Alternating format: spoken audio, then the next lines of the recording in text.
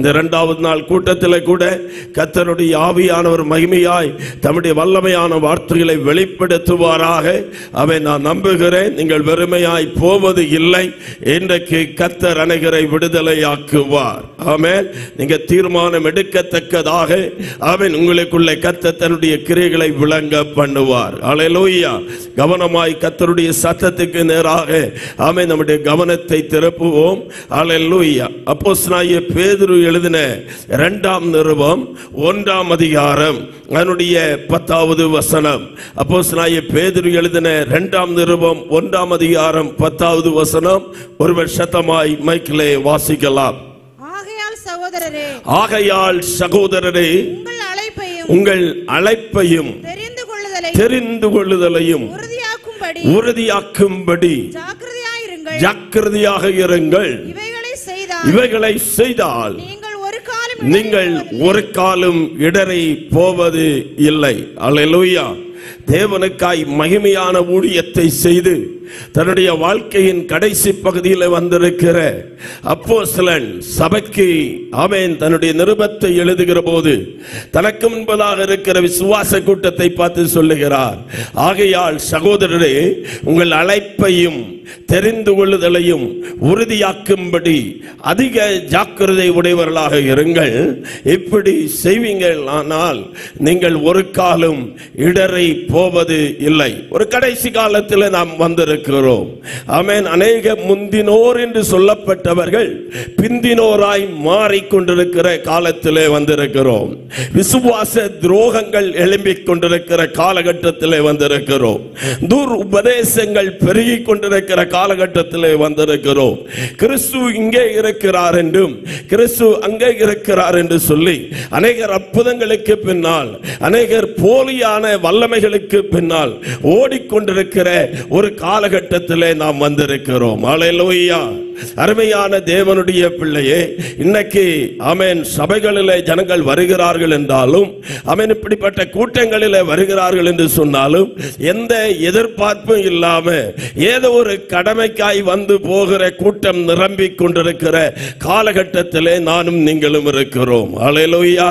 இனியும் சொல்ல போனா ஆமென் அல்லேலூயா அழைப்பை குறித்தோ வாழ்க்கையை குறித்தோ ஆண்டவருடைய ராஜ்யத்தை குறித்தோ எதிர்பார்ப்பு அநேகர் இன்னைக்கு வாழ்ந்து கொண்டிருக்கிற போது அப்போஸ்தலன் மூலமாய் ஆண்டவர் சொல்லுகிறார், உங்களுடைய அழைப்பையும் உங்களுடைய தெரிந்து கொள்ளுதலையும் நீங்கள் உறுதிப்படுத்தி கொண்டே இருக்க வேண்டும். அழைக்கப்பட்ட அழைப்புக்கு பாத்திரவான்களாக நடக்க வேண்டும். அல்லேலூயா. தேவன் நம்மை எதற்காக அழைத்திருக்கிறார்? வசனம் சொல்லுகிறது, தேவன் நம்மை அசுத்தத்திற்கல்ல பரிசுத்தத்திற்கு அழைத்திருக்கிறார். அல்லேலூயா. நம்மை அந்தகாரத்திலிருந்து அதே பேதுரு தன்னுடைய ஆமென் 1ஆம் நிருபம் 2ஆம் அதிகாரம் 9ஆம் வசனத்திலே சொல்லுகிறார், நீங்களோ உங்களை அந்தகாரத்திலிருந்து ஆச்சரியமான ஒளியினிடத்திற்கு வரவழைத்தவருடைய புண்ணியங்களை அறிவிக்கும்படியாய் தெரிந்து கொள்ளப்பட்ட சந்ததியாய் ராஜரிய கூட்டமாய் அழைக்கப்பட்டிருக்கிறோம். கரமியத்திராமே சொல்லுங்களேன். அல்லேலூயா. அவன் இது ஒரு பஞ்சகாலங்க. அவன் அல்லேலூயா சொல்றதெல்லாம் கேட்டாதான் சொல்லுவாங்க. இது ஒரு ரொம்ப பஞ்சகாலம், கொடிய காலம். ஆமென். சோத்திரம் எல்லாம் குறைஞ்சு போச்சு. அவன் ஒரு காலத்தில் ஜனங்கள் சோத்திரம் துதி எல்லாம் சொல்லிக் கொண்டே இருந்தாங்க. ஏன்னா இருதயம் நிரம்பி வழிந்து கொண்டே இருந்தது. இன்னைக்கு இருதயம் பொருளாசைகளினாலே உலகம் பலவிதமான கசப்பான கட்டுகளினாலே நிரம்பி இருக்கிறனால துதியின் சத்தத்தை ஆராதனையின் சத்தத்தை எல்லாம் அநேக இடத்துல கேட்க முடியாது. நான் இந்த சபை அப்படி இல்லைன்னு நினைக்கிறேன். அல்லேலூயா. நீங்கள் ஆராதிக்கிற கூட்டமாக இருப்பீர்கள் என்று கர்த்தருக்குள்ளே நம்புகிறேன். நல்ல கரத்தை உயர்த்தி ஆமென் கர்த்தர் உங்களோடு பேசினா அல்லேலூயா சொல்லுறதுல தப்பு இல்லை. எதிர்பார்ப்போடு கூட இருப்பீங்கன்னா இந்த ராத்திரி வேளையில கர்த்தர் பேசுவார். அல்லேலூயா. ஆமென். நம்மை ஆண்டவர் ஒரு காலத்தில் அந்தகாரத்தில் இருந்தோம், பாவ இருளில் இருந்தோம், சாபத்தில் இருந்தோம், விக்கிரகங்களை ஆராதித்துக் கொண்டிருந்த நம்மை அந்தகாரத்திலிருந்து ஆச்சரியமான ஒளியினிடத்திற்கு வரவழைத்திருக்கிறார். அப்போஸ்தலனாகிய பவுல் எபேசியருக்கு நிருபம் 1ஆம் அதிகாரம் 4ஆம் வசனத்தில் சொல்லும் போது நம்மை எதற்காக அழைத்திருக்கிறார் என்று சொல்லி அதை அங்கே தெளிவுபடுத்துகிறார். எபேசியர் 1ஆம் அதிகாரம் 4வது வசனம். நமக்கு முன்பாக நாம் அன்பில் பரிசுத்தம் உள்ளவர்களாகவும் எப்படி குற்றம் இல்லாதவர்களுமாய் இருப்பதற்கு நம்மை அழைத்திருக்கிறார். அன்பிலே பரிசுத்தம். அல்லேலூயா. நம்முடைய அன்பிலே நாம் பரிசுத்தம் உள்ளவர்களும் குற்றம் இல்லாதவர்களுமாய் இருப்பதற்கு கர்த்தர் நம்மை அழைத்திருக்கிறார். அதே எபேசியர்களின் நிருபம் 5ஆம் அதிகாரம் 8ஆம் வசனம் முதல் வாசித்தால், முற்காலத்திலே நீங்கள் அந்தகாரமாய் இருந்தீர்கள், இப்பொழுதோ கர்த்தருக்குள் வெளிச்சமாய் இருக்கிறீங்க. அல்லேலூயா. எத்தனை பேர் வெளிச்சமாக இருக்கிறோம்? அல்லேலூயா. இன்னைக்கு அந்தகாரத்துக்குள்ளதான் அநேகர் இருக்கிறாங்க. ஆண்டவர் இயேசு சொன்னார், நீங்கள் பூமிக்கு உப்பாய் இருக்கிறீர்கள். மலை மேல் கட்டப்பட்டதான பட்டணம் என்ன செய்யக்கூடாது? மறைந்திருக்க கூடாது. நீங்கள் உலகத்துக்கு வெளிச்சமாக இருக்கிறீங்க. ஒரு பக்தன் விதமாய் சொன்னார், தேவன் திருச்சபையை உலகத்திலே வைத்தார். தேவன் சபையை உலகத்திலே வைத்தார். ஆனா பிசாசு உலகத்தை சபைக்குள்ள வச்சிட்டான். ஆமென். தேவன் சபையை உலகத்தில் வச்சார். ஆனா பிசாசு என்ன செய்தார்? உலகத்தை கொண்டு வந்து சபைக்குள்ள வச்சிட்டான்.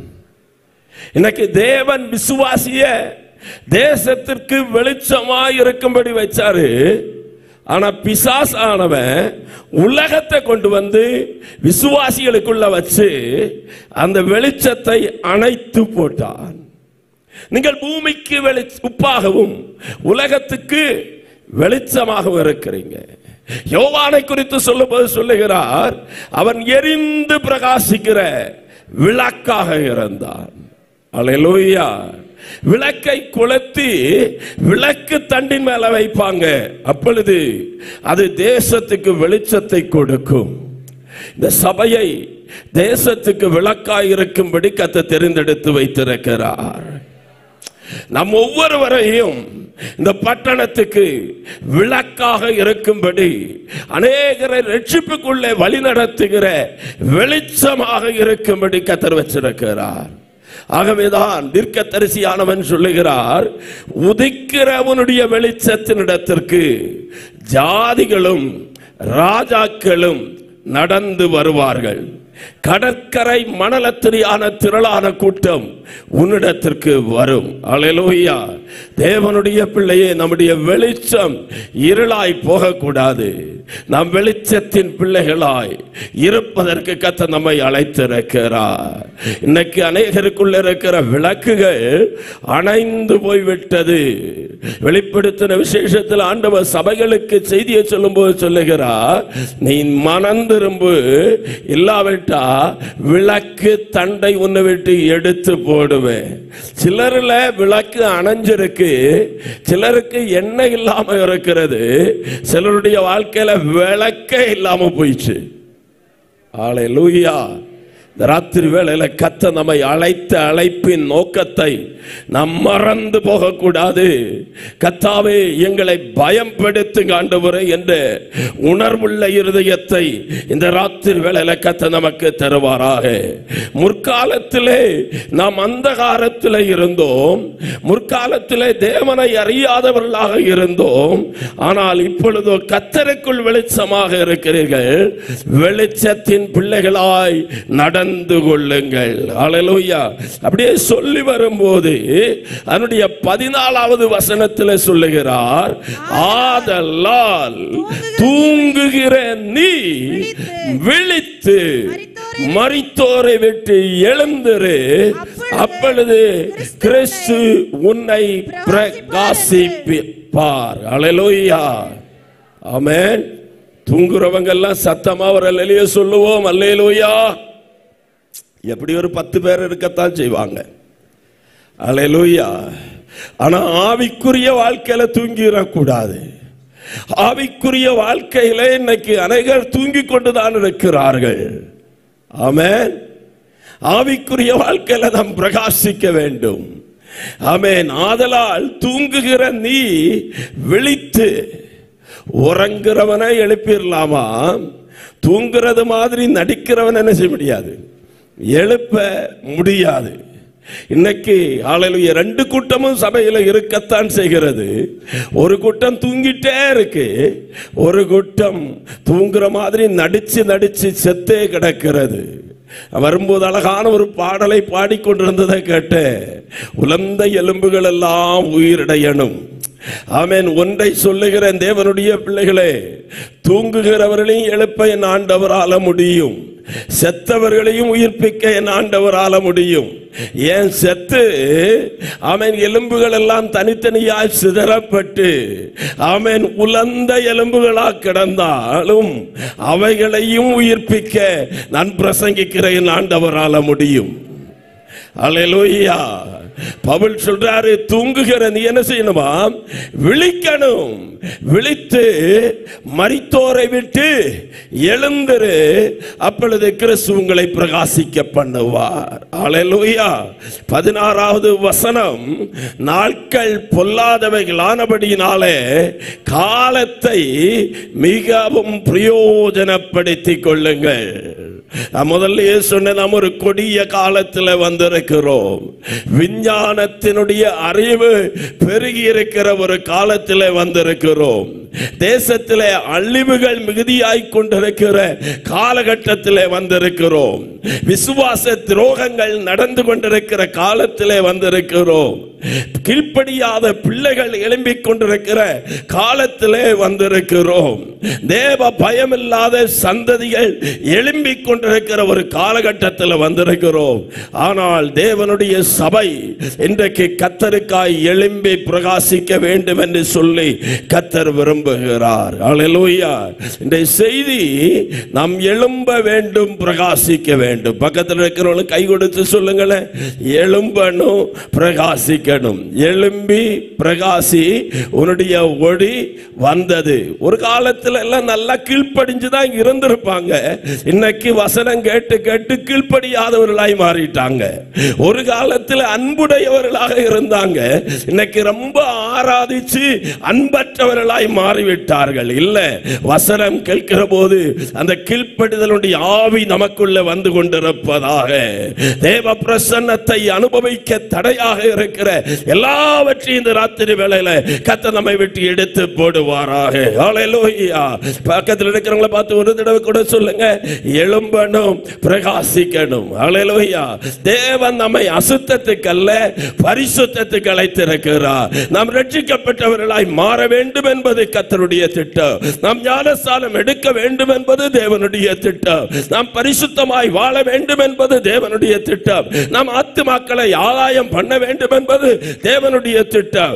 தேவன் நம்மை ஒரு மகிமையான நோக்கத்தோடு கூட கர்த்தர் உருவாக்கி இருக்கிறார். அல்லேலூயா. அல்லேலூயா. ஆமென். நாம் பிரகாசிக்க வேண்டியவர்கள். 3 காரியத்தை சொல்லுகிறேன். நாம் பிரகாசிக்க வேண்டியவர்கள், நாம் முன்னேற வேண்டியவர்கள், நாம் தேவனுக்காய் எழும்ப வேண்டியவர்கள்.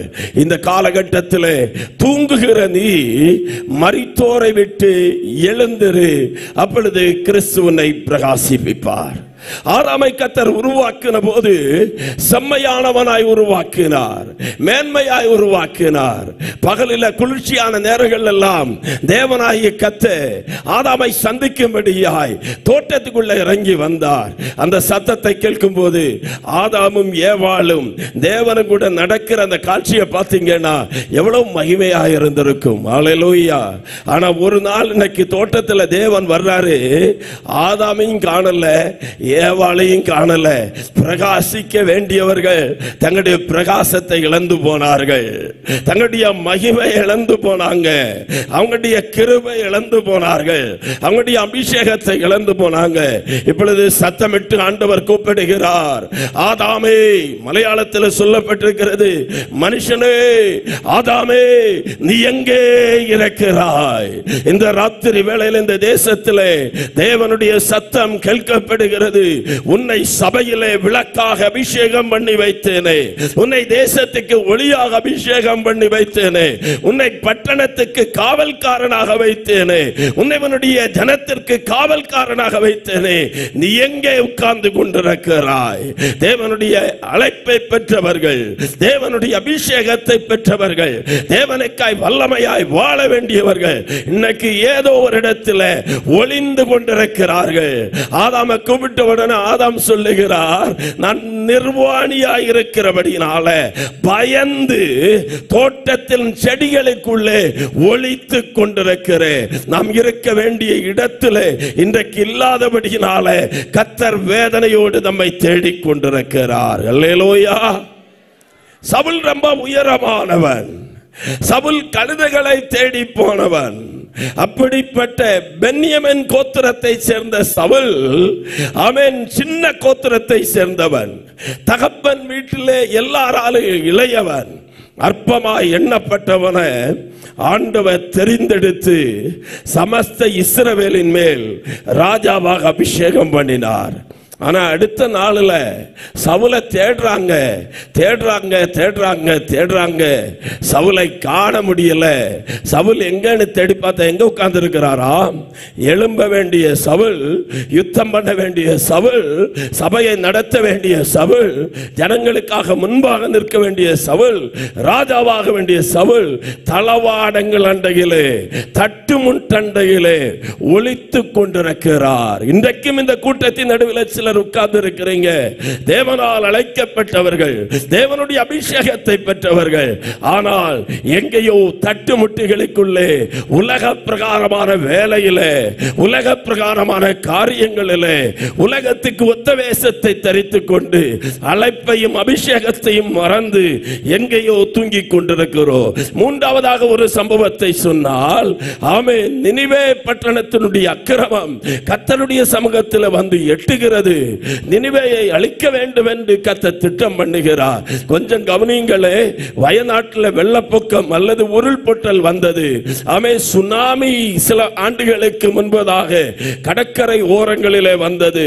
கொரோனா வந்தது. ஏதோ ஒரு அழிவு தேசத்தில் வருவனா, அழிவு வருவதற்கு முன்பதாக எச்சரிப்பின் சத்தத்தை கர்த்தர் வைத்திருக்கிறார். ஒரு குடும்பத்துக்கு அழிவு வருவதற்கு முன்பதாய், ஒரு தேசத்துக்கு அழிவு வருவதற்கு முன்பதாய் ஆண்டவர் எச்சரிக்கிறவராக இருக்கிறார். ஒருவேளை சபையிலே பேசப்படுகிற செய்தி மூலமாய் கர்த்தர் எச்சரிப்பார். ஆமென். கன்வென்ஷன் செய்தி மூலமாய் எச்சரிப்பார். ஆன்லைன்ல கேட்டுக்கொண்டிருக்கிற உங்களையும் கர்த்தர் எச்சரிப்பார். ஆமென். ஒரு பாடலின் வழியாக வரலாம், அல்லது ஒரு தெருவில் நின்று பிரசங்கம் பண்ணுகிற பிரசங்கியாரை கொண்டு கர்த்தர் எச்சரிப்பார். அதற்காக ஒரு மனுஷனை கர்த்தர் தேடினார். அவர்தான் யோனா தீர்க்கதரிசி. அல்லேலூயா. யோனாவிடத்தில் சொன்னார், அவன் உன்மேல வைத்திருக்கிற அழைப்பு அபிஷேகம் என்னன்னா, யோனாவே நீ எழும்பி அவன் நினிவே பட்டணத்துக்கு போய் அதற்கு விரோதமாய் பிரசங்கம் பண்ணு. அல்லேலூயா.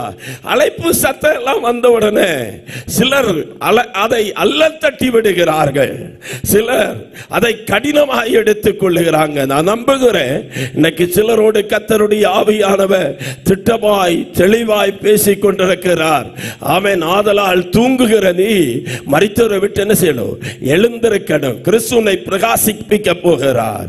ஆமென். யோனா தீர்க்கதரிசி நினைத்தார், நமக்கு இங்க போனா எல்லாம் சரிப்பட்டு வராது, ஆகவே தர்ஷீஷுக்கு போகிற கப்பல்ல கூலி கொடுத்து ஏறி, எப்படி காசு கிடைச்சுன்னு தெரியாது, கூலி கொடுத்து ஏறி கப்பல்ல போய் உட்கார்ந்தவர் அடித்தட்டுல போய் நல்லா படுத்து தூங்க ஆரம்பித்தார். ஆண்டவர் சொல்றாரு, தூங்குகிற நீ எழும்பு, எழும்பு, எழும்பு, எழும்பு, கிறிஸ்து உங்களை பிரகாசிப்பிக்க போகிறார்.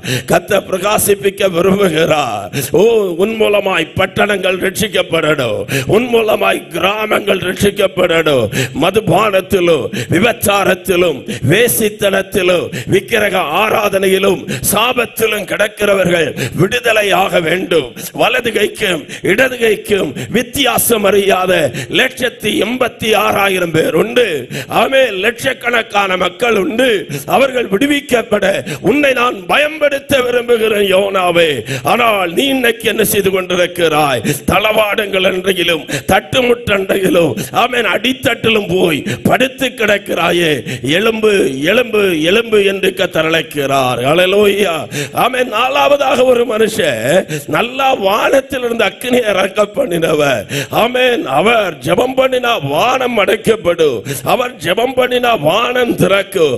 அவர் ஜெபம் பண்ணினா செத்தவங்க கூட உயிரோடு கூட எழும்புவாங்க. ஆனால் இன்னைக்கு அந்த மனுஷன் சொல்றா, போதுங்க தாவே, போதும், என் ஓட்ட எல்லாம் போதும், என் ஊழியெல்லாம் போதும், இந்த பாடெல்லாம் எனக்கு வேண்டாம். ஹல்லேலூயா. ஆமென். ஹல்லேலூயா. 50 பேரா வந்தபோது அத்தனை பேர் மேலையும் தீய இறக்கி கொண்டு போட்ட எலியா பிடிக்க வந்த அத்தனை பேரை என்ன செய்தார்? நான் தேவனுடைய மனுஷனானால் வானத்திலிருந்து தீயிறங்கி இவர்களை பட்சிக்கட்டும்னு சொல்லி சவால் விட்ட தேவ மனுஷன் இன்னைக்கு ஒரு பொம்பளைக்கு முன்பாக நிற்க முடியாம அவ சொன்ன வார்த்தையை கேட்டு வனாந்திரத்தில் போய் படுத்து கிடக்கிறான் பாருங்க. அல்லேலூயா. ஆண்டவர் கிருபையாய் தூதனை அனுப்புனாரு. தட்டி எழுப்பி சாப்பாடை வாங்கி நல்லா திருப்தியா சாப்பிட்டுட்டு திரும்பவும் தூங்குறான். அல்லேலூயா. போன கன்வென்ஷன்லயும் ஆண்டவர் பேசியிருப்பாரு, நேற்றைக்கும் பேசியிருப்பாரு, இன்னைக்கு காலையிலையும் பேசியிருப்பாரு. திரும்பவும் தூங்கிட்டு இருந்தா இந்த ராத்திரி வேளையிலையும் கர்த்தர் பேசுவார். ஆனால் ஆதியாகமம் 6ஆம் அதிகாரத்தில் ஆண்டவர் சொன்னார், என்னுடைய ஆவி என்றைக்கும் மனுஷனோடு கூட போராடி கொண்டிருப்பது இல்லை. அல்லேலூயா. என்னைக்கும் போராட மாட்டார், என்னைக்கும் போராட மாட்டார். எழும்ப வேண்டியவங்க எழும்பாம போனால் ஆண்டவர் வேற யாரையாவது எழுப்புவார். எஸ்தர் ராஜாத்தியை பார்த்து மொர்தெகாய் சொன்னார், நீ இந்த காலத்துக்கு ரட்சிப்பும் விடுதலையுமா இருக்கும்படிக்கு உனக்கு இந்த ராஜமேன்மை கிடைத்திருக்கலாம். அன்பான தேவனுடைய பிள்ளையே, நமக்கு வாய்ப்புகள், வசதிகள், திறமைகள், படிப்புகள், பட்டங்கள் அவன் இதெல்லாம் ஆண்டவர் தந்தது இந்த காலத்துக்கு, இந்த பட்டணத்துக்கு ஆசீர்வாதமாக இருக்கும்படிக்கு, நம்முடைய இந்தியாவுக்கு ஆசீர்வாதமாக இருக்கும்படிக்கு கர்த்தர் நம்மை தெரிந்தெடுத்து வைத்திருக்கிறார். இது மௌனமாக இருக்க வேண்டிய காலம் அல்ல. நீங்களும் நானும் எழும்ப வேண்டும் என்று கர்த்தர் ஆசைப்படுகிறார். அல்லேலூயா. ஆதலால் தூங்குகிற நீ மரித்தோரை விட்டு எழுந்திரு, கிறிஸ்துவை பிரகாசிப்பார். அல்லேலூயா. 5ஆவதாக ஒரு மனுஷனை குறித்து சொன்னா நிறைய பேர் இருக்கிறாங்க இப்படி தூங்கி போனவங்க. அல்லேலூயா. அவன் ஆதாம் தூங்கி விட்டான், சவுல் தூங்கி விட்டான், யோனா தீர்க்கதரிசி தூங்கி விட்டார், எலியா தூங்கி விட்டார்.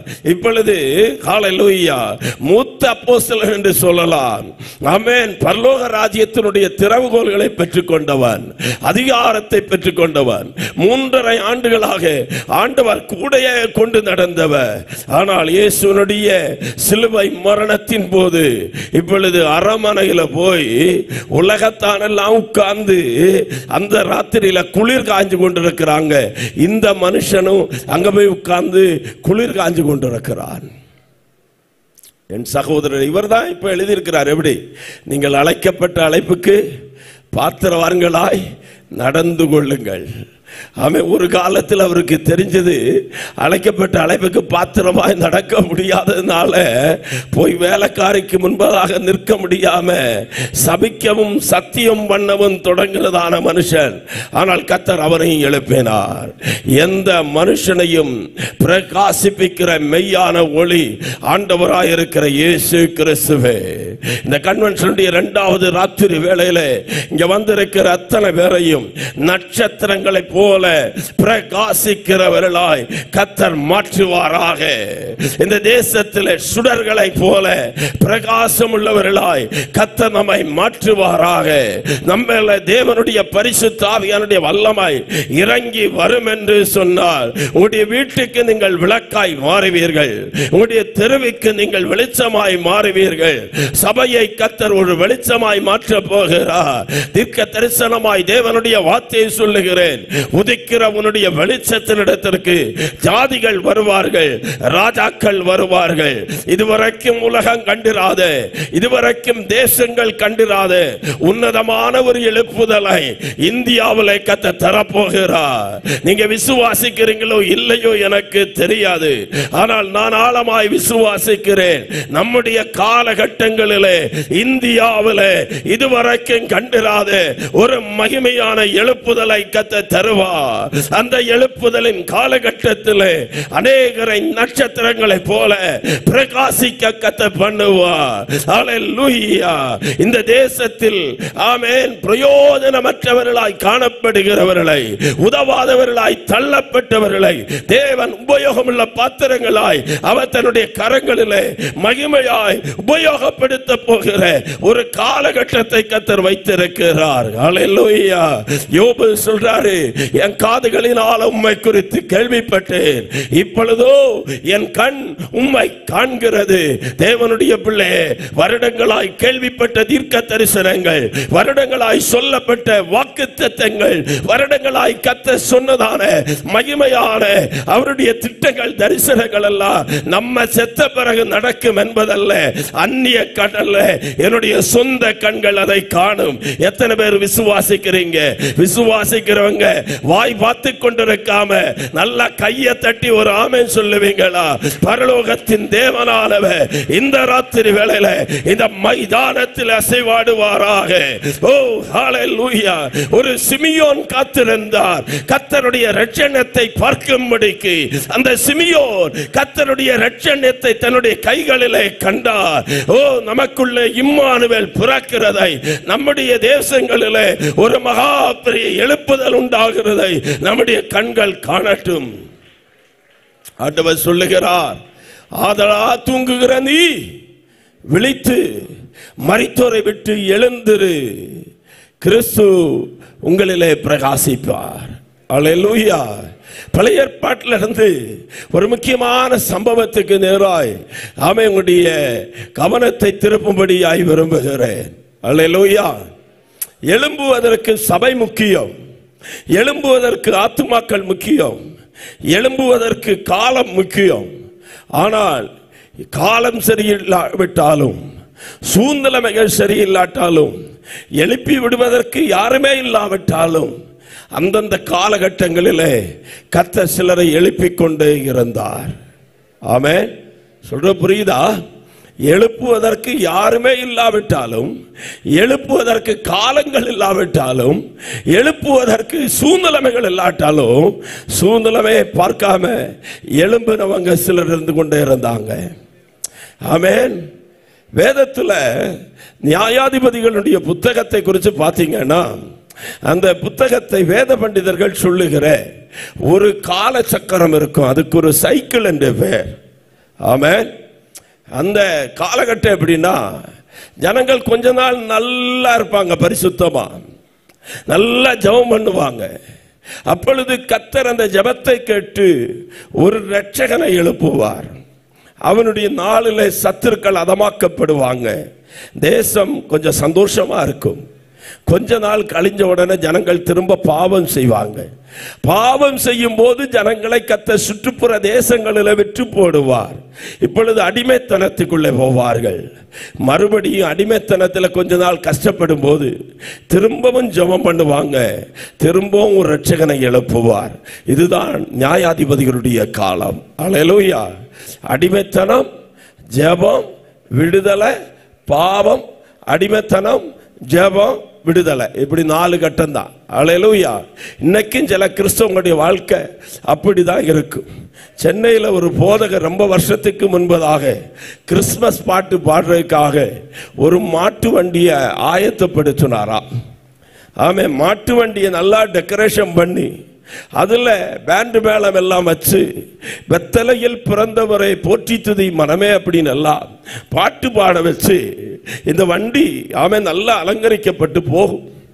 இப்படி இந்த ரோட்ல அந்த வண்டியை கூட்டிட்டு போனா திடீர்னு எங்கேயாவது தானே பிரேக் போட்டு இந்த வண்டி நின்றுடும். கொஞ்ச நேரம் நிற்கும், கொஞ்சம் கழிஞ்ச உடனே வண்டி ஆட்டோமேட்டிக்காக கிளம்பும். திரும்பவும் கொஞ்சம் தூரம் நல்லா போகும்.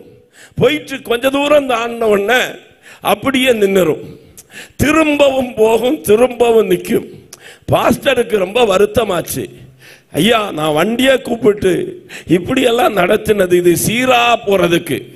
ஆனா இந்த வண்டி என்னன்னா அவன் திடீர்னு எங்கேயோ ஒரு இடத்துல நிக்குது, அவன் கொஞ்ச நேரம் நின்றுட்டு திரும்பவும் போகுதே அப்படின்னு வண்டிக்காரனை பார்த்து கேட்ட உடனே வண்டிக்காரன் சொன்னா, ஐயா கோவப்படாதீங்க, பொறுமையா ஒரு சரித்திரத்தை கேளுங்கண்ணா. என்ன சரித்திரம்?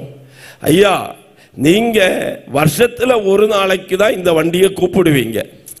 வருஷத்துல ஒரு நாள் இந்த வண்டியை அலங்கரிச்சு இயேசு கிறிஸ்துவை உள்ள ஏற்றி பெத்தேலில பிறந்தவர் என பாட்டெல்லாம் பாடி கொண்டு போறீங்க.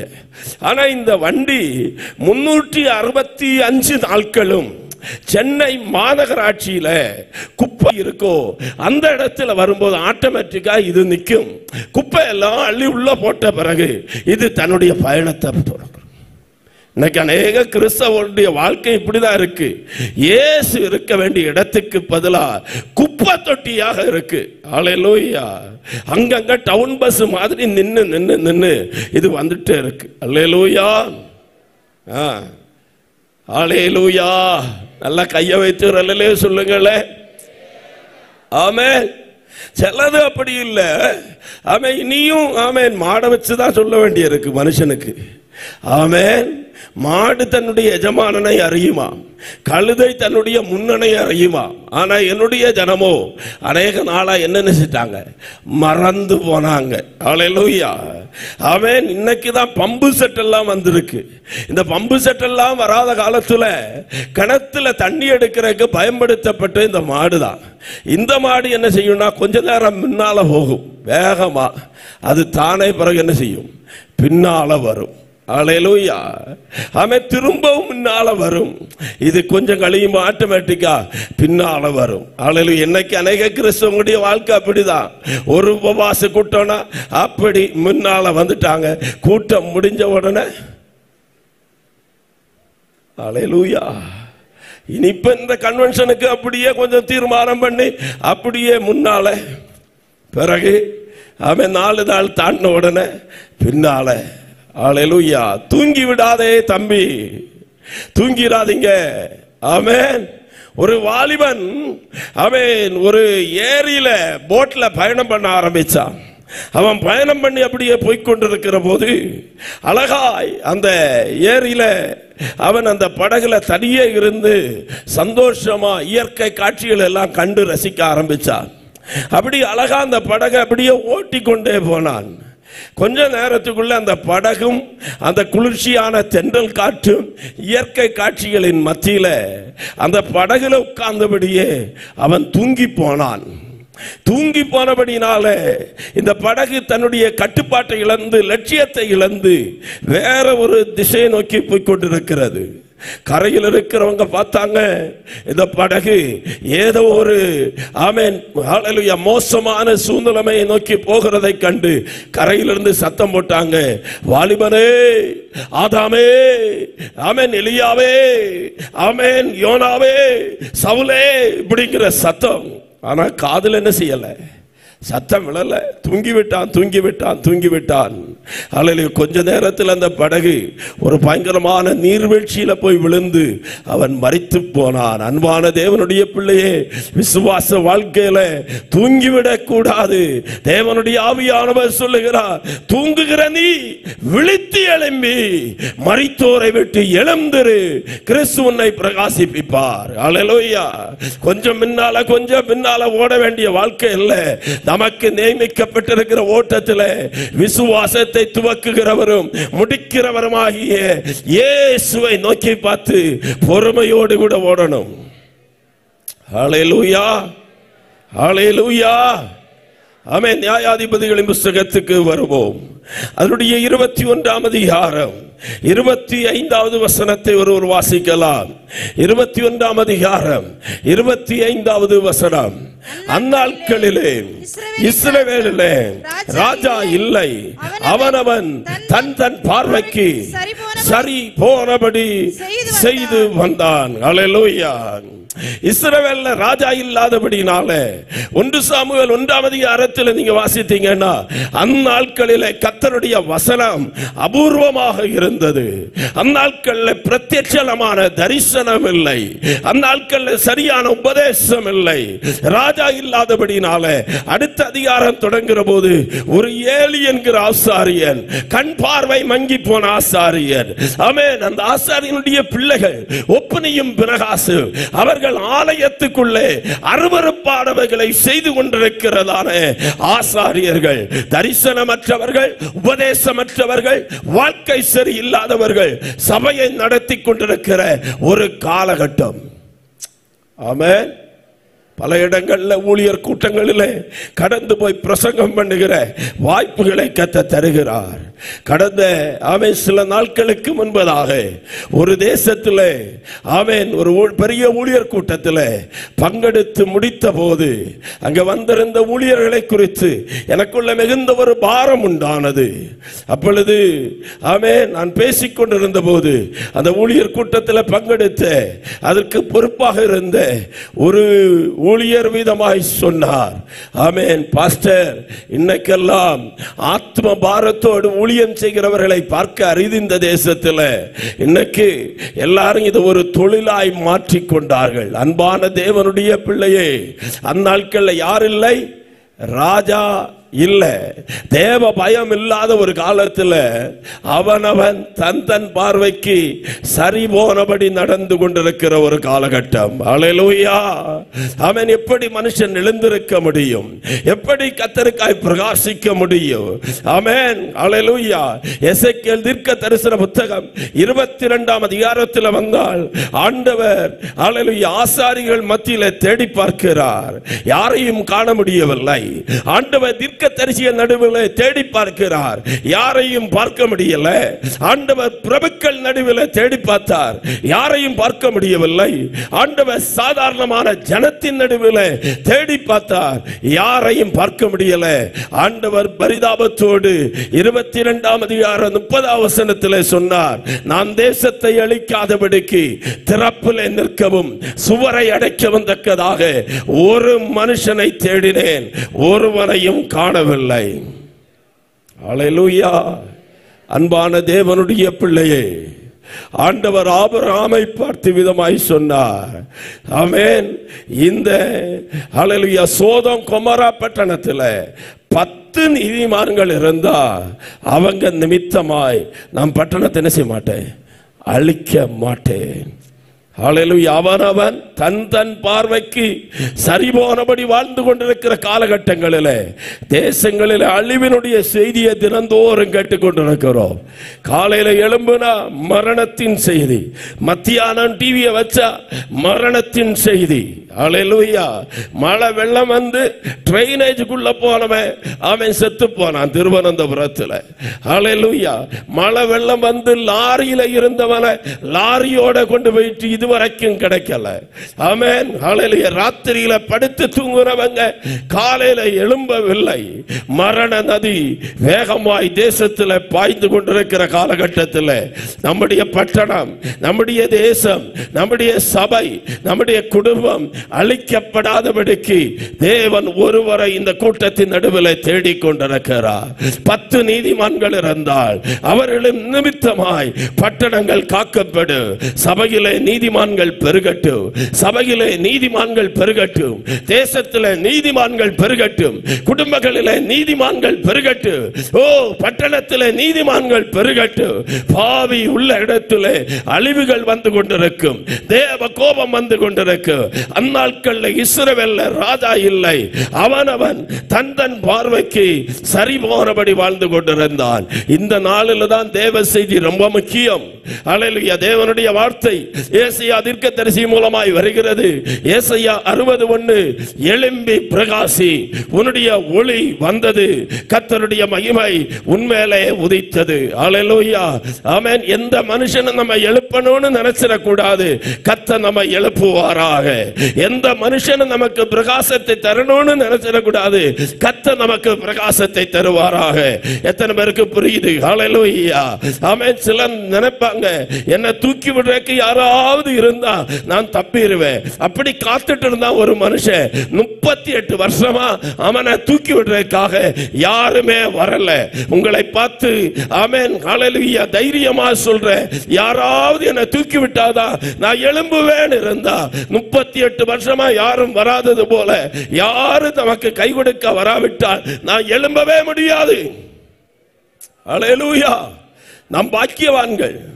தேவ ஊழியக்காரங்க ரொம்ப பிரயாசப்பட்டு ஜெபம் பண்ணி கண்ணீர் சிந்தி பணத்தை செலவழித்து நோட்டீஸ் அடிச்சு வால்போட்ட அடிச்சு அவன் மைக் செட்டை அவன் இதெல்லாம் ஒழுங்குபடுத்தி ஆன்லைன்ல கூட இந்த செய்தி போகட்டும்னு சொல்லி எவ்வளோ பிரயாசப்பட்டு இந்த செய்தியை கொடுக்கும் போது காதுள்ளவன் இந்த செய்தியை கேட்டு மனம் திரும்பட்டும். அல்லேலூயா. காதுள்ளவன் கேட்க கடவன், காது இல்லாதவன். அல்லேலூயா. அப்ப காது இல்லையா யாருக்கும்? அல்லேலூயா. காது இருந்தும் கேட்காத காதுகள் இருக்கிறது, கண்ணிருந்தும் பார்க்காத காணாத கண்கள் இருக்கிறது, வாயிருந்தும் பேசாமல் இருக்கிறவங்க இருக்கிறாங்க. இல்லை, ராஜா இல்லாட்டாலும் மந்திரி இல்லாட்டாலும் நமக்கு உன்னதத்தின் ராஜா இருக்கிறார். நியாயாதிபதியின் காலகட்டத்தில் ராஜா இல்ல, அவன் ஹல்லேலூயா அவனவன் தன் பார்வைக்கு சரிபோனபடி வாழ்ந்து கொண்டிருந்தாலும் நியாயாதிபதிகளின் புஸ்தகத்திலிருந்து 3 முக்கியமான குறிப்புகளை உங்களுக்கு முன்பதாக சொல்ல விரும்புகிறேன். ஒன்று, எழுப்புவதற்கு யாரும் இல்லாவிட்டாலும் எழுந்திருக்க வேண்டும். சொல்லுங்க ஆமென். 2 பேர்ட்டியா சொல்லுங்க. எழுப்புவதற்கு யாரும் இல்லாட்டாலும் எழுந்திருக்கணும். சிலர் காலையில் எழும்புறதுக்காக அலாரம் வச்சு படுப்பாங்க. ஆமென். அலாரம் அடிக்க தட்டி வச்சுட்டு என்ன செய்திருவாங்க, உறங்கிடுவாங்க. அல்லேலூயா. இனியும் சிலர் 2 பேர்ட்ட சொல்லிட்டு படுப்பாங்க. காலையில் என்ன செய்யணும், எழுப்பிடணும். அல்லேலூயா. அவங்க தட்டி எழும்புற பிறகு என்ன செய்ய மாட்டாங்க, எழும்ப மாட்டாங்க. எழும்ப மனசு இல்லாதவனை யார் தட்டி எழுப்பினாலும் அவர்கள் என்ன செய்ய மாட்டாங்க, எழும்ப மாட்டாங்க. மரத்தை எப்படி அறியலாம், கனியினால் அறியலாம். அல்லேலூயா. எழும்பணும்னு வாஞ்சே இல்லாத ஆளுகளை எப்படி எழுப்ப முடியும்? முடியாது. அல்லேலூயா. ஆமென். காத்துட்டு இருக்கிறவங்க யாராவது தூக்கி விடணும், யாராவது எனக்கு உதவி செய்யணும், யாராவது என்னை சுமந்துட்டு போகணும் அப்படின்னு எல்லாம் நினைச்சா எழும்ப முடியாது. அல்லேலூயா. எழும்பணும்னா தேவ வசனம் உள்ள வரும்போது, தேவை நமக்குள்ள வரும்போது எழுப்புவதற்கு யாரும் இல்லாட்டாலும் எழும்பிடலாம், வாசிக்கலாம். ஆமென். நியாயாதிபதிகளின் புஸ்தகம் 3ஆம் அதிகாரம் 31வது வசனம். நியாயாதிபதிகளின் புஸ்தகம் 3ஆம் அதிகாரம் 31வது வசனம். அவனுக்கு பிற்பாடு ஆனாத்தின் குமாரன் சம்கார் எழும்பினான். எழுப்பினாங்கன்னு இருக்கா, எழும்பினான் இருக்கா? அல்லேலூயா. எல்லாரும் பைபிள்ல கொஞ்சம் கவனமாய் பாருங்களேன். அல்லேலூயா. எழும்பினான். சொல்லுங்க ஆமென். சிலரை குறித்து பைபிள்ல நிறைய வசனங்கள்ல சொல்லப்பட்டிருக்காது. வேத புஸ்தகத்தில் 31,173 வசனங்கள் இருக்கிறது. ஆமென். எத்தனை வசனம்? 31,173 வசனங்கள். இந்த 31,173 வசனங்கள்ல 2 இடங்கள்ல மட்டும்தான் நான் சொன்ன இந்த சம்காரை குறித்து சொல்லப்பட்டிருக்கிறது. ஒன்று 3ஆம் அதிகாரம் 31ஆம் வசனமும், 2 5ஆம் அதிகாரம் 6ஆம் வசனமும். ஆனாத்தின் குமாரனாகிய சம்காரின் நாட்களிலும் யாகேலின் நாட்களிலும் பெரும் பாதைகள் பாழாய் கிடந்த நடி நடக்கிறவர்கள் பக்க வழியாய் நடந்தார்கள். அல்லேலூயா. அப்ப சம்கார் எழும்ப காரணம் என்னன்னு கேட்டா, பெரும்பாதைகள் என்ன செய்து, பாழாய் கிடந்தது, வழிகள் அடைக்கப்பட்டு விட்டது, தடை பண்ணுகிற சத்துரு எழும்பி இருக்கிறார். சரியா போக முடியாதபடி பாதை அடைச்சு பெலிஸ்தியர்கள் எல்லாம் வழி அடைச்சிட்டார். அதனால ஜனங்கள் தைரியமாய் நடக்க முடியல, ராத்திரியில தைரியமாய் வெளியே நடக்க முடியவில்லை. ஆமென், விவசாயம் செய்ய தைரியமாய் போக முடியவில்லை. ஊழியம் செய்வதற்கு தைரியமாய் ஜனங்களுக்கு வெளியே போக முடியவில்லை. கிணத்திலிருந்து தண்ணீர் எடுக்க ஜனங்களுக்கு போக முடியவில்லை. தன்னுடைய ஆடு மாடுகளை மேய்ப்பதற்கு போக முடியவில்லை. பெரும் பாதைகளை எல்லாம் ஆமென் அங்கங்க வழிமறிப்பு செய்து சத்துரு அடைச்சு வச்சிருக்கிறார். என்னை கேட்கிற தேவனுடைய பிள்ளையே, இன்னைக்கு குடும்பத்திலே வாசல்கள் அடைக்கப்பட்டிருக்கிறதா? சபையிலே வாசல்கள் அடைக்கப்பட்டிருக்கிறதா? பெரும் பாதைகள் பாழா கிடக்கிறதை கண்டுட்டு அநேகர் அமைதியாக இருக்கிறாங்க.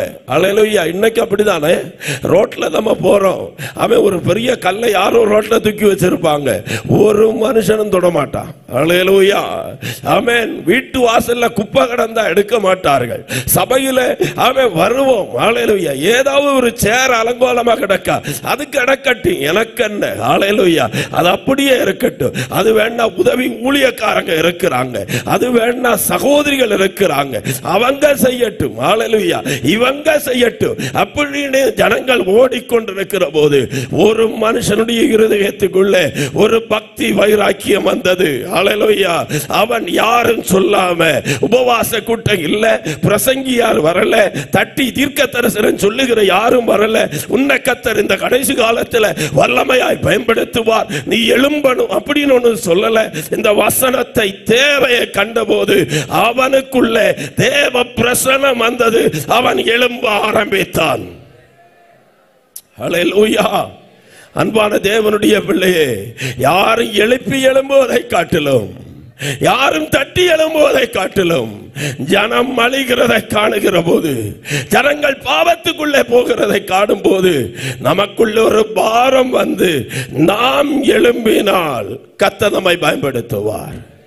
அவன் சூழ்நிலைமையை பார்க்கல, என் கையில் ஆயுதம் இல்லையான்னு சொல்லல. அன்னைக்கு வசனம் என்ன சொல்லுதுன்னா, ஆமென், அந்த காலத்தை குறித்து 1 சாமுவேலுடைய புஸ்தகம் ஹல்லேலூயா 13ஆம் அதிகாரம் 19ஆம் வசனத்தை வாசிங்கன்னா, அந்நாட்கள்ல இஸ்ரவேல்ல யாரு கையிலையும் ஆயுதம் இல்லை. வாசிக்கலாம் 13:19. எபிரேயர் பட்டயங்களை ஆகிலும் ஈட்டிகளே ஆகிலும், பட்டயமாகிலும் ஈட்டி ஆகிலும் உண்டு பண்ணாதபடிக்கு பார்த்து கொள்ள வேண்டும் என்று பெலிஸ்தியர் சொல்லி இருந்தாங்க. அப்படின்னா ஆயுதமே இல்லாத காலம், பட்டயம் இல்லாதிருந்த காலம், ஈட்டி இல்லாதிருந்த காலம், தேவனுடைய வழிநடத்தல் இல்லாதிருந்த காலம். அல்லேலூயா. இன்னைக்கு நம்ம எத்தனை சாக்கு போக்கு சொல்றோம். ஒரு கூட்டத்துக்கு வரணும்னா, பாஸ்டர் மழையாக்கும் அதனால வரல, ஏம்மா கூட்டத்துக்கு வரல, வண்டி இல்லாதனால வரல. அவன் சில ஆளுக அப்படியே திங்க் பண்ணி வச்சிருப்பாங்க. கேட்டா என்ன சொல்லணும், ஏன் ஆராதனைக்கு வரலன்னு சொல்றதுக்கு அப்படியே உட்கார்ந்து பிளான் பண்ணி குடும்பமா அனனியா சப்பீரா மாதிரி திட்டம் போட்டு வச்சிருப்பாங்க. குடும்பமா கரெக்டா சொல்லணும், இல்லாட்டா கண்டுபிடிச்சிருவோமே. அல்லேலூயா. கர்த்தருடைய ஆவியானவர் நமக்குள்ள இருக்கிறார். அல்லேலூயா. ஆயுதம் இல்ல, சூழ்நிலைமை சரியா இல்ல, ஆனாலும் அவன் எழும்பினான். எழுப்புவதற்கு யாருமே இல்லை, ஆனாலும் அவன் எழும்பினான். அடுத்த வசனம் சொல்லுகிறது, ஒரு தாற்றுக்கோலால். சொல்லுங்க, என்னது? தாற்றுக்கோல். தாற்றுக்கோல்னா காளை அடிக்கிற, மாடு அடிக்கிற குச்சா. ஆமே, சாட்டவாறு கயறு. சரி, என்னமாட்டு நானும் அதை விளக்கம் பார்த்தேன். 8 அடி நீளம். எவ்வளவுதான்? 8 அடி நீளம். சாதாரண ஒரு குச்சி மாதிரி, அவ்வளவுதான். ஆனா அதுக்கு முனையில ஒரு சின்ன, ஒரு கூர்மையான ஒரு சின்ன ஆயுதம், இரும்பு ஆயுதம், ஆணி. இதை வச்சுட்டு 600 பேரை கொல்ல முடியுமா? அல்லேலூயா. ஒரு பாம்படிக்கவே நம்மளால முடியல. அல்லேலூயா. ஒரு பாச்சாய் அடிக்கவே நம்மளால முடியல. ஆனா அந்த மனுஷன் தேவையை கண்டு எழும்பினான். அந்த ஒரு சின்ன குச்சை வச்சு பெருசியர்ல எத்தனை பேரை கொண்டாலாம்? 600 பேரை கொண்டாலாம். அல்லேலூயா. ஓ, நான் நினைச்சேன் நீங்க ஒரு அல்லேலூயாவது சொல்லுவீங்கன்னு. நம்ம மூச்சு எடுக்கிறதுக்கு நேரம் விட்டு அவங்களுடைய உறக்கம் வந்துடும். தேவையை கண்டவன் எழும்பினான், பிரச்சனையை கண்டு எழும்பினான். தேவ பிள்ளையை இந்த ராத்திரி வேளையில பிள்ளைகள் தேவனை விட்டு தூரமாய் போகும்போது, பெலிஸ்திய சக்திகள் வந்து நம்முடைய கதவுகளை அடைக்கிற போது, தேவ பிரசன்னத்தை விட்டு ஜனத்தை வழிவிலக பண்ணுகிற போது, அநேகர் பாவத்துக்குள்ள போகிற போது, நான் சும்மா இருப்பேன்னு நினைச்சா பொழுது விடிய மட்டும் காத்திருந்தால் குற்றம் நம்ம மேல சுமரும். அல்லேலூயா. 4 குஷ்டரோகிகள் ஒலிமுக வாசல்ல இருந்தாங்க. எலியாவும் எலிசா தீர்க்கதரிசியும் ஏசாயா தீர்க்கதரிசியும் போய் தட்டி எல்லாம் எழுப்பல. அவங்கள கன்வென்ஷன் கூட்டம் நடத்தி அவங்களை எழுப்பல. ராஜாக்கள் போய் அவங்களை எழுப்பல. அவங்க உள்ள உட்கார்ந்து பேச ஆரம்பித்தாங்க. நம்ம இங்க உட்கார்ந்தாலும் சாவோம், சீரியருடைய பாளையத்துக்கு போனாலும் சாவோம், இங்க இருந்தா சாப்பாடு இல்லாம சாவோம், அங்க போனா ஒருவேளை சத்துரு நம்மை கொல்லுவான். ஆனால் ஒன்று செய்வோம், நாம் எழும்புவோம். நாம் எழும்பி ஹல்லேலூயா யுத்தம் பண்ணுவதற்கு யாரும் இல்லைன்னு சொல்லி முறுமுறுக்க வேண்டாம். பாட்டு பாட யாரும் இல்லைன்னு சொல்ல வேண்டாம். ஜெபம் பண்ண யாரும் இல்லைன்னு சொல்ல வேண்டாம். உபவாசம் பண்ணுவதற்கு யாரும் இல்லைன்னு சொல்ல வேண்டாம். எங்களுக்கு கொஞ்சம் கை தூக்கி எழுப்பி விடுவதற்கு யாரும் இல்லைன்னு சொல்ல வேண்டாம். நான் எழுந்து இந்த ராத்திரியிலே அந்த சீரியருடைய ராணுவத்துக்கு போவோம். என்னை சிந்திக்க வைத்ததும், என்னை பிரமிக்க வைத்ததும், என்னை தட்டி எழுப்பினதும் ஒரு வசனம் அது. அவங்க 4 பேரும் ஒருமரப்பட்டு பலகீனமான கால்கள், பலகீனமான கைகள், ஆமென் ஹல்லேலூயா, ரணமுள்ள கைகள், பலகீனமற்று ரத்தம் அடிந்து கொண்டிருக்கிற கால்கள், ஆமென், பலனில்லை, வியாதி, உச்சந்தலையிலிருந்து உள்ளங்கால் வரைக்கும் வலி. அந்த பலகீனத்தின் நடுவில் ஒவ்வொரு அடிகளை வைத்து அவர்கள் நடக்க ஆரம்பித்தாங்க. ஆமென். அவன் எதிர்பார்த்தது சரீரத்தினுடைய சுகத்தை அல்ல. என் சரீரம் நாகமானுடைய சரீரத்தை போல சுகம் பெற்று வரணும்னு அவங்க எதிர்பார்க்கல. எனக்கு ஒரு மாடி வீடு கிடைச்சா நல்லதுன்னு எதிர்பார்க்கல. என் பிள்ளைக்கு ஒரு வேலை கிடைச்சா நல்லன்னு எதிர்பார்க்கல. என் பிள்ளைக்கு ஒரு திருமணம் நடந்தா நல்லதுன்னு எதிர்பார்க்கல. எனக்கு நல்ல ஒரு திருமணம் நடந்து எனக்கு ஒரு உயர்வான இடம் கிடைச்சா நல்லன்னு எதிர்பார்க்கல. எந்த எதிர்பார்ப்பும் இல்லாமல் சத்துருவுக்கு நேராய் செல்லும்படி தங்களுடைய கால்களை வைத்து நடக்க ஆரம்பித்த போது தேவன் பரலோகத்திலிருந்து இறங்கி வந்தார்.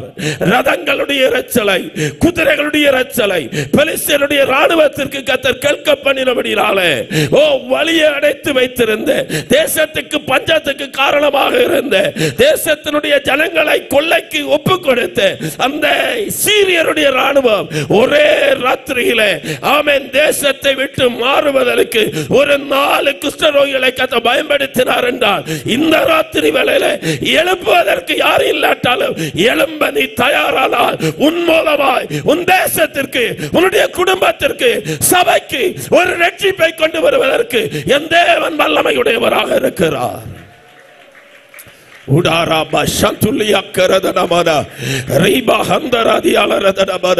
சபையை இது ஒரு எழுப்புதலுடைய நாள். யாரும் என்னை எழுப்பி விடணும் நினைச்சு கொண்டிருக்க கூடாது. அப்படி நினைச்சா 38 வருஷமா சாக்கு போக்கு சொல்லி எதிர்பார்த்து கொண்டிருந்தவனை போலதான் இருக்க முடியும். ஆனாலும் அவனுக்காக என் அருமை இரட்சகர் தூதனை அனுப்பி இருக்கலாம், பேதுருவை அனுப்பி இருக்கலாம், ஒரு யோவானை அனுப்பி இருக்கலாம். இல்ல, அவரே இறங்கி வந்தார். இந்த ராத்திரி வேளையில நீண்ட நாட்களாய் காத்திருக்கிற, அசைய முடியாதபடி, எழும்ப முடியாதபடி, ஏதோ ஒரு பாவத்தில் கட்டுண்டு, ஏதோ ஒரு பழக்கத்தில் கட்டுண்டு, ஏதோ இருளில் கட்டுண்டு பிரகாசிக்க முடியாமல் இருக்கிறவர்களை எழுப்பி விடும்படியாய் என் ஆண்டவர் வருவாராக. இந்த சத்தம் ஹல்லேலூயா தேவனுடைய சத்தமாய் தேசத்தில் துணிக்கட்டு. அவர் சொன்னார், எழும்பு, உன் படுக்கை எடுத்துக்கொண்டு நட. அவனை கையை பிடிக்கல, காலை பிடிக்கல, பேதுரு பிடிச்ச மாதிரி அவனாக எழும்பினார், நடந்தார். அவன் விடுதலை பெற்றவனாய் தேவனுடைய ஆலயத்துக்குள்ள வந்து தேவனை துதிக்கிறவனாய் மாறினான். எழுப்பதற்கு ஆள் இல்லைன்னு குறை சொல்லிட்டு இருக்கிறீங்களா? பாஸ்டரை குறை சொல்லிக் கொண்டிருக்கிறீங்களா? சபையை குறை சொல்லிக் கொண்டிருக்கிறீங்களா? ஊழியர்களை குறை சொல்லிக் கொண்டிருக்கிறீங்களா? பாட்டு சரியில்லை, ஆராதனை சரியில்லை, பிரசங்கம் சரியில்லை, ஜெபம் சரியில்லை, அது சரியில்லை, இது சரியில்லை என்று சொல்லிக் கொண்டிருக்கிற காலம் அல்ல. நீங்களும் நானும் அழைத்த தேவனுக்கு முன்பதாக அழைக்கப்பட்ட அழைப்புக்கு பத்திரவான்களாய் எழும்பினால் கர்த்தர் நம்மை பிரகாசிப்பார். ஹல்லேலூயா. பரிசுத்த ஆவியானவரே எமக்கு நன்றி. இந்த ராத்திரி வேளையில சிலர் எழும்பணும், யாரும் தட்டாமலே எழும்பணும். ஹல்லேலூயா. எல்லாரும் சொல்லுங்க, எழுப்புவதற்கு ஆள் இல்லாட்டால் எழும்பணும். சொல்லவே இவ்வளவு கஷ்டம்னா பிறகு எங்க எழும்புறது? ஒரு வார்த்தை சொல்லக்கே இவ்வளவு கஷ்டம்னா எப்படி எழும்ப முடியும்? 2 பேர்ட்டையா தட்டி சொல்லுங்களேன், எழுப்புவதற்கு யாருமே இல்லாட்டால் என்ன செய்யணும்? எழும்பணும். சபையே எழும்பு. தூங்குகிறவர்களே எழும்புங்கள். கட்டுண்டு கிடக்கிறவர்களே எழும்புங்கள். பின்மாற்றத்தில் இருக்கிறவங்களே எழும்புங்கள். 2, இந்த கூட்டத்தை பார்த்து சொல்றேன், பெண்ணாக இருந்தாலும் எழும்பு. சொல்லுங்க. ஐயோ, ஹல்லேலூயா, ஆமென். சொல்லுங்களே, பெண்ணாக இருந்தாலும் எழும்பு. வேதத்தில் ஆண்கள் தான் யுத்தத்துக்கு போறவங்க, ஆண்கள் தான் கோத்திர பிதாக்களுடைய வரிசையில் இருக்கிறார்கள், ஆண்கள் தான் ஆசாரியருடைய வரிசையில் இருக்கிறார்கள், ஆண்கள் தான் ஹல்லேலூயா ராஜாக்களுடைய வரிசையில் வந்திருக்கிறாங்க. ஆனால் ஹல்லேலூயா அதன் நடுவில் நியாயாதிபதிகளின் புஸ்தகத்தில் அந்நாட்களில் ராஜா இல்லை. அவனவன் தன் பார்வைக்கு சரிபோனபடி நடந்து கொண்டிருக்கிற போது ஆண்கள் எழும்பாவிட்டால், எழுப்புறதுக்கு ஆள் இல்லாவிட்டால், யாரும் எழும்பாவிட்டால் ஒரு பெண் எழும்புகிறாள். ஓ ஜீசஸ், ஆமென், ஹல்லேலூயா, ஆமென். ஆயுதம் இல்லாதவன் எழும்பிட்டான், எழுப்ப ஆள் இல்லாதவன் எழும்பிட்டான். ஆனா இப்பொழுது ஆண்டவர் ஒரு தெபோராளை பார்த்து சொல்றாரு. 5ஆம் அதிகாரம் 8வது வசனம், விழி விழி, ஆமென், தெபோராளே, ஆமென்.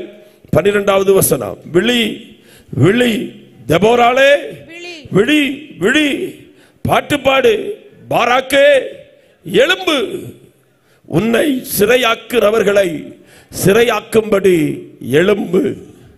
சிறையாக்குறவர்கள் உண்டு, ஜெப வாழ்க்கையை சிறையாக்குறவர்கள் உண்டு, பரிசுத்தத்திலிருந்து சிறையாக்குறவர்கள் உண்டு, ஆராதனைக்கு வேகமாய் வந்த கால்களை சிறையாக்குனவர்கள் உண்டு, ஊழியம் செய்த கால்களை கட்டி போட்டவர்கள் உண்டு. ஆண்டவர் சொல்றாரு, விழி விழி, எழும்பு, உன்னை சிறையாக்கிற அந்தகார வல்லமைகளை சிறைபிடிக்கும்படியா எழும்பு. ஹல்லேலூயா. 7வது வசனம், தெபோராளாகிய நான் தாயாக எழும்பும் அளவும் கிராமங்கள் பாழாய் கிடக்கிறது. சகோதரியே, தாயாக எழும்பு. பெண்களே, தாய்மாராக எழும்புங்கள். சொல்லுங்க, தாய்மாராய் எழும்புங்கள். ஹல்லேலூயா. தாய், தாய், எவ்வளவு அருமையான வார்த்தை, தாய். வசனம் சொல்லுகிறது, தாய்னா தன்னுடைய கற்பத்தின் பிள்ளைக்கு, ஆமென், இறங்காமல் பாலகனை மறக்கிறவள் அல்ல. ஆனால் வசனம் சொல்லுகிறது, தாய் தன் கற்பத்தின் பிள்ளைக்கு இறங்காமல் தன்னுடைய பாலகனை மறப்பாளோ? அவள் மறந்தாலும் நான் உன்னை மறப்பதில்லை. அப்படின்னா தாய் பிள்ளையின் மேல பற்றுள்ளவள், தாய் பிள்ளையின் மேல உத்தரவாதம் உள்ளவள். தாயினுடைய இருதயத்தை பார்க்கணும்னா சாலமோன் ராஜாவினுடைய காலகட்டத்தில் பார்க்க முடியும். 2 தாய்மார்கள், ஹல்லேலூயா, 2 தாய்மார்கள் 2 பிள்ளைகளை பெற்றாங்க. 2 பிள்ளைகளோடு படுத்திருக்கிற போது ஒரு தாய் பிள்ளையின் மேல படுத்து பிள்ளை செத்து போனது. இப்ப ஒரு பிள்ளை உயிரோடு கூட இருக்கிறது. 2 தாய்மாரும் சொல்றாங்க, இது என்னுடைய பிள்ளை. ராஜா சாலமோன், ஹல்லேலூயா, அதுக்கு தீர்ப்பு செய்கிறார். யாருங்க ஒரு பட்டயத்தை கொண்டு வாங்க, ஒரு வாளை எடுங்க, பிள்ளைகளை 2ஆய் துண்டித்து 2 பேருக்கு கொடுங்கன்னு சொல்லும் போது, ஆமென், ஒரு தாய் சொல்ற அப்படியே ஆக கடவுது. ஆனால் அடுத்த தாய் சொன்னா, இல்லை இல்லை இல்லை, அவனை கொல்ல வேண்டாம், அந்த தாய்க்கே கொடுத்து விடுங்கள். அதான் தாயினுடைய இருதயம். பிள்ளை சாகிறதை நான் எப்படி பார்ப்பேன் என்று சொல்லி கதறுகிற ஒரு ஆகாள், அவள் ஒரு தாய். ஹல்லேலூயா, ஆமென். பிள்ளைக்காக ஜெபித்த ஒரு அன்னாள், ஒரு தாய். இன்றைக்கு கர்த்தர் சொல்றாரு, சபையே தாயாக எழும்பு. இந்த செய்தியை கேட்கிற தேவனுடைய பிள்ளையே, தாயாக எழும்பு. நாம் தாயாக எழும்பாவிட்டால் என்ன நடக்கிறது? 1, கிராமங்கள் பாழாய் கிடக்கிறது. ஹல்லேலூயா. வீடுகள் பாழாய் கிடக்கிறது, சபைகள் பாழாய் கிடக்கிறது, வயல் நிலங்கள் பாழாய் கிடக்கிறது. அடுத்தது, ஜனங்கள் நூதன தெய்வங்களை, நூதன தெய்வம்னா புதிய தெய்வமா? இன்னைக்கு ஹல்லேலூயா, புதிய புதிய உபதேசங்கள், புதிய புதிய வடிவில் அப்படியே வருகிறது.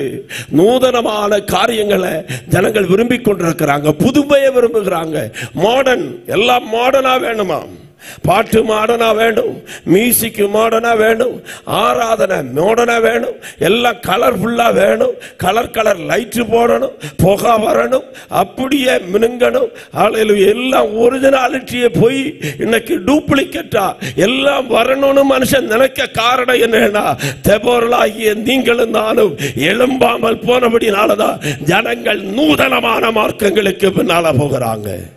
கட்டு கதைகளுக்கும் கிளவிகள் பேச்சுகளுக்கும் செவி கொடுக்கிற ஒரு காலகட்டத்தில் இன்னைக்கு நாம் வர காரணம் என்னன்னா, எழும்ப வேண்டியவங்க எழும்பாமல் போனபடினால. சீயோன் குமாரத்தியே, நடுச்சாமத்திலே எழுந்திரு, நதியளவாய் கண்ணீர் விடு, உன் கண் இமைகளுக்கு நித்திரையை வரவிட்டாதிருப்பாயாக. தேவ பிள்ளையே, அழுது ஜெபிக்க வேண்டியவர்கள் இன்னைக்கு வேற காரியத்துக்கு நேராய் போனபடினால அவன் சபைகள் இன்னைக்கு பாழாய் கிடக்கிறது. ஆமென். அழுது தேவ சமூகத்தில் ஜெபிக்க வேண்டியவங்க, நடுராத்திரியிலே எழும்பி திறப்பில் நிற்க வேண்டியவங்க திறப்பில் நிற்காமல் போனபடினால பிள்ளைகள் இன்றைக்கு பாழாய்ப்பு கொண்டிருக்கிறாங்க. ஹல்லேலூயா. ஆமென். நம்முடைய பிள்ளைகள் ஹாஸ்டல்ல தங்கி படிக்கலாம், ஸ்கூலுக்கு போகலாம், அவங்க பழகிற எல்லா இடத்துக்கு நம்மால போக முடியாது. ஆனால் ஒரு அன்னாள் என்கிற தாய் தேவ சமூகத்தில் ஜெபித்தபடினால ஒரு ஒப்பனையும் பினகாசும் இருக்கிற பாவம் நிறைந்த இடத்தில் ஒரு சாமுவேல் என்னும் பிள்ளையாண்டன் பரிசுத்தமாய் வளர்ந்தான். அவன் வளர்ந்தான், அவன் தேவ பயத்தில் வளர்ந்தான், அவன் தேவனுடைய கிருபையிலே வளர்ந்தான், அவன் தேவ அபிஷேகத்தில் வளர்ந்தான். காலம் வந்தபோது அவன் தேவனுடைய சத்தத்தை கேட்கிறவராய் மாறினார். இந்த கூட்டத்தில் இருக்கிற தாய்மார் தெபோரலாக எழும்பினார். உன்னுடைய பிள்ளை ஆமென் மனுஷ சத்தத்தை கேட்காதபடி தேவனுடைய சத்தத்தை கேட்க ஆண்டவர் கிருபை தருவார். தேவனுடைய அழைப்பு என் பிள்ளைகளுக்கு வரவில்லை. ஏன் ஊழிய அழைப்பை ஜனங்கள் கேட்க முடியல?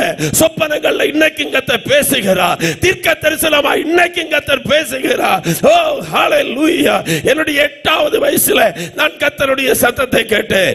அவன் இருக்கிற ஒவ்வொருவரோடும் ஆண்டவர் பேசுவதற்கு அவர் உண்மை உள்ளவராக இருக்கிறார். சாமுவேலே சாமுவேலே என்று கூப்பிட்ட தேவன், ஆபிரகாமே ஆபிரகாமே என்று அழைத்த தேவன், மோசேயே மோசேயே என்று அழைத்த தேவன், சீமோனே சீமோனே என்று அழைக்கிற தேவன், நம்மை பெயர் சொல்லி அழைக்கிறவராய் இன்றைக்கும் இருக்கிறார். தெபோராக்கள் தாயாக எழும்பினார். பிள்ளைகள் தேவ சத்தத்தை கேட்பார்கள். பாவ உலகத்தின் சத்தத்தை கேட்பதற்கு முன்பதாக, பிள்ளைகள் அடிமைத்தனத்துக்குள்ளே போவதற்கு முன்பதாக தேவ சத்தத்தை கேட்கத்தக்கதாக ஓ நம்மை கர்த்தர் எழுப்புவாராக. ஹல்லேலூயா ஹல்லேலூயா. ஒரு தெபோராள் எழும்புறபடினால கர்த்தருடைய கிரியை வெளிப்பட ஆரம்பித்தது. அவன் ஒன்று, யாரும் எழுப்பாவிட்டாலும் எழும்பணும். சொல்லுங்க.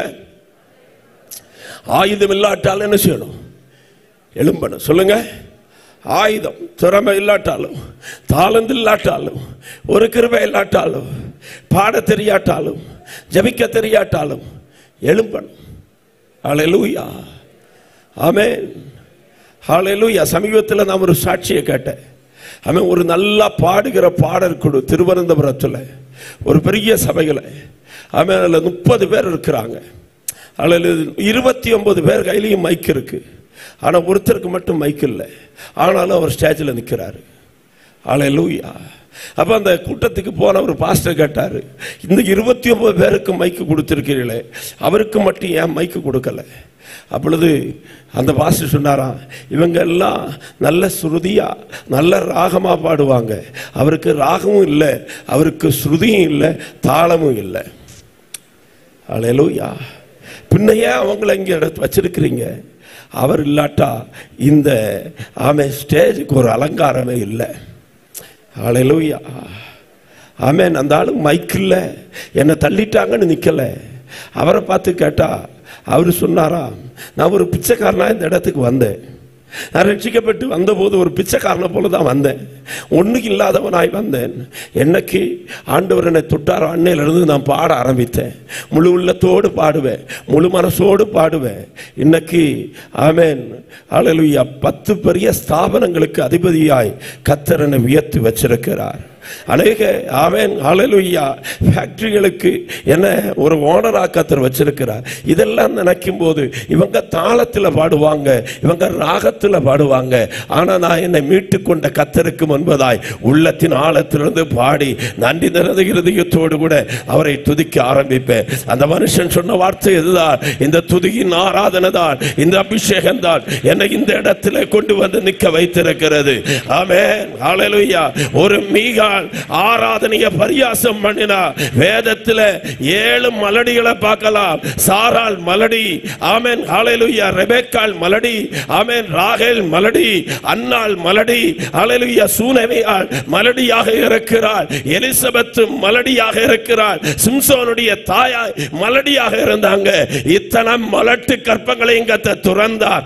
ஆனால் ஆராதனையை நிந்தித்த, ஆராதித்த தாவீதை நிந்தித்த, ஆமென், மீகாளுடைய கற்பத்தை சாகிற வரைக்கும் கர்த்தர் திறக்கல. இந்த ராத்திரி வேளையில ஆராதனை அசட்டை பண்ணக்கூடாது.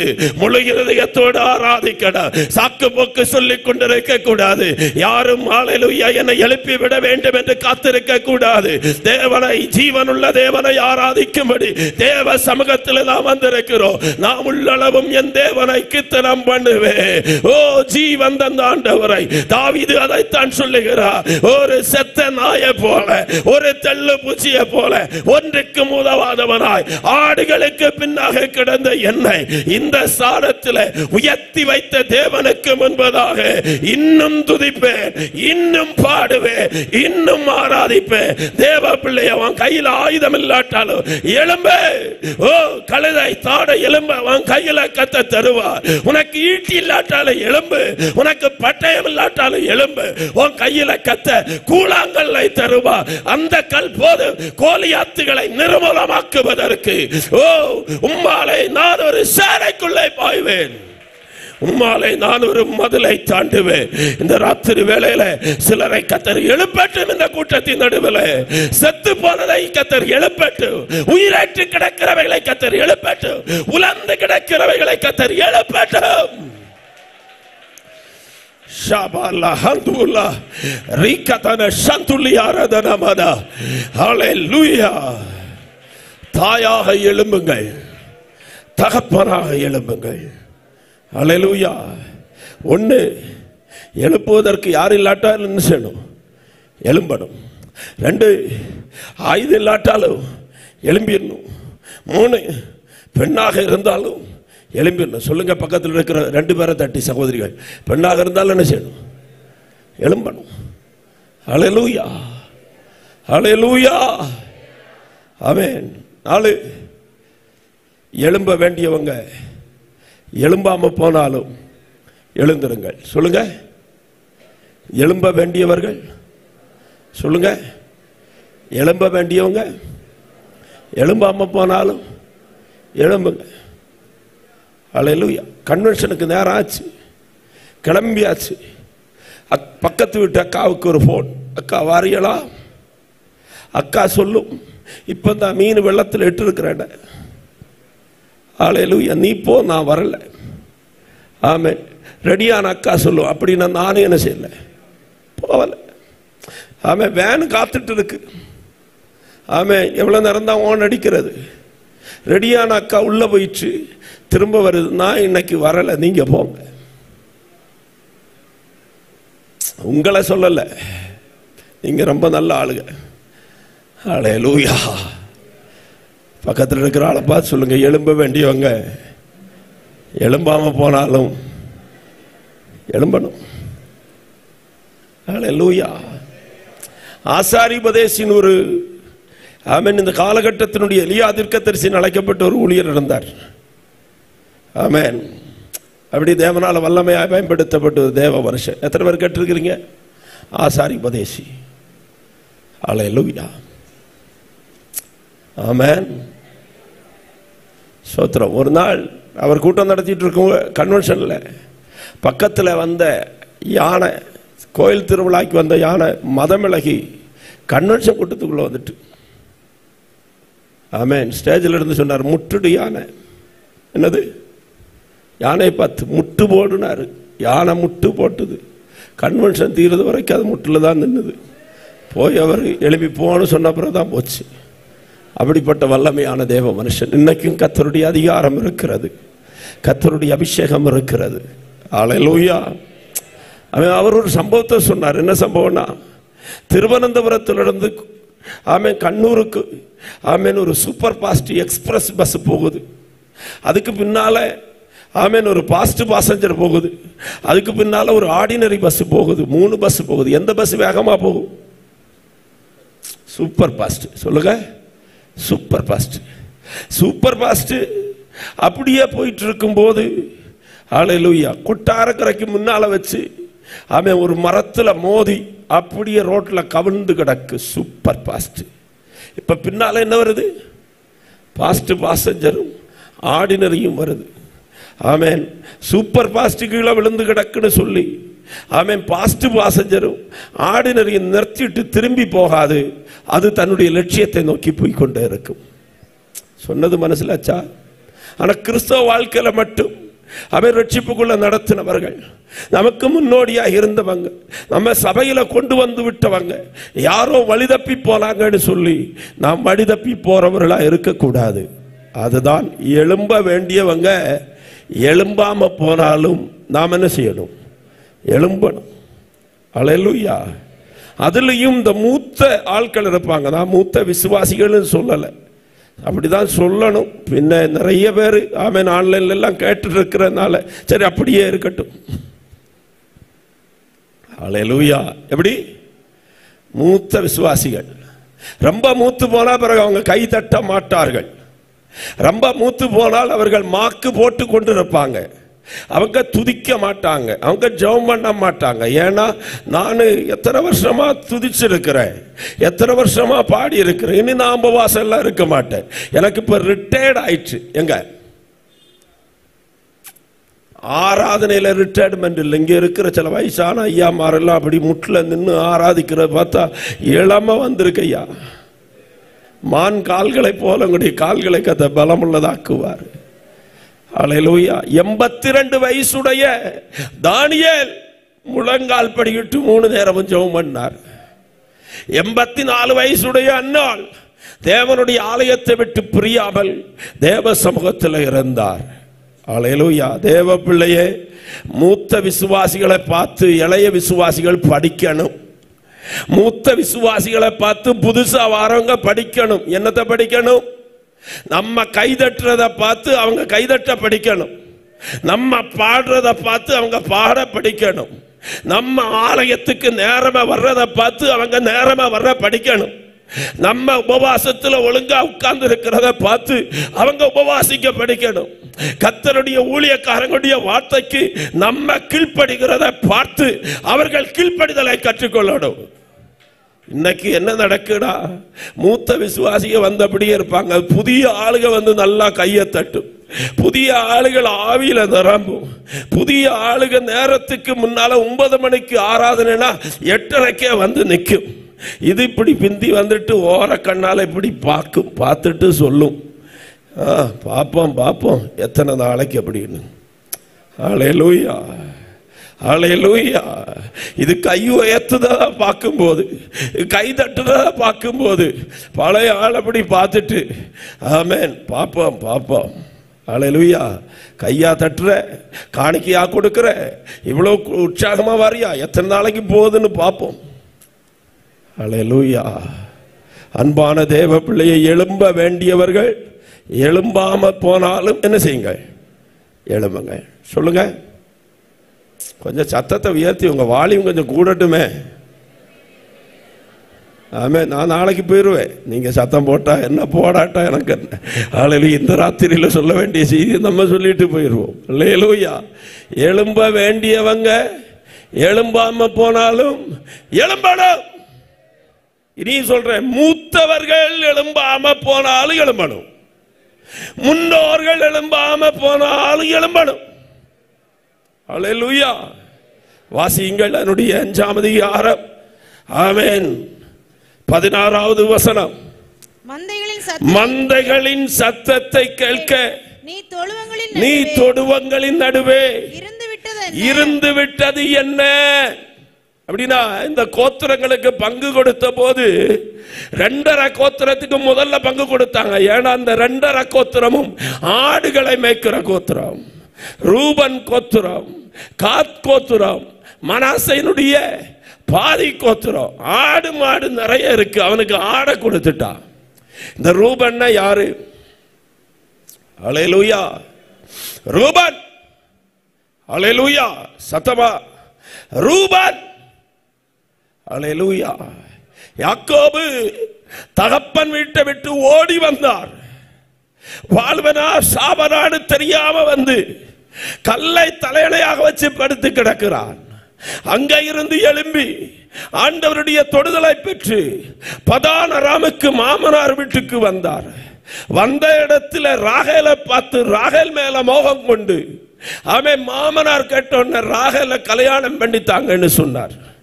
7 வருஷம் வேலை செஞ்சு 7வது வருஷம் முடிஞ்ச உடனே அல்லேலூயா, ராகேல் கிடைப்பதற்கு பதிலா ஆமென், ராகேலுக்கு பதிலா லேயாள் கொடுக்கப்பட்டாள். ஆமென், அல்லேலூயா. மனுஷன் எதை விதைக்கிறானோ அதையே அறுப்பான். அல்லேலூயா. அவன் ஏசா வந்திருக்கிறேன் என்று சொன்னான் அப்பா கிட்ட. யாக்கோபுக்கு பதிலா ஏசா வந்திருக்கிறேன். இங்க வந்தவனுக்கு ஆண்டவர் அதே பதில கொடுத்தார். ராகேல் என்ற பெயருக்கு பதிலா யார் வந்தது? லேயாள். கல்யாணம் நடந்தது ராகேல் என்ற பெயரில், பத்திரிகையில் அடிச்சது ராகேல் என்கிற பெயரில். அல்லேலூயா. ஆனா உண்மையா வந்து நின்னதோ லேயாள். மனுஷன் எதை விதைக்கிறானோ அதையே அறுப்பான். இனி அதுல நிறைய சொல்லலாம் போட்டு. இப்போ ராகேலை பார்த்த உடனே ஐயாவுக்கு பிடிக்கல. ஆனா அல்லேலூயா, என்ன செய்ய?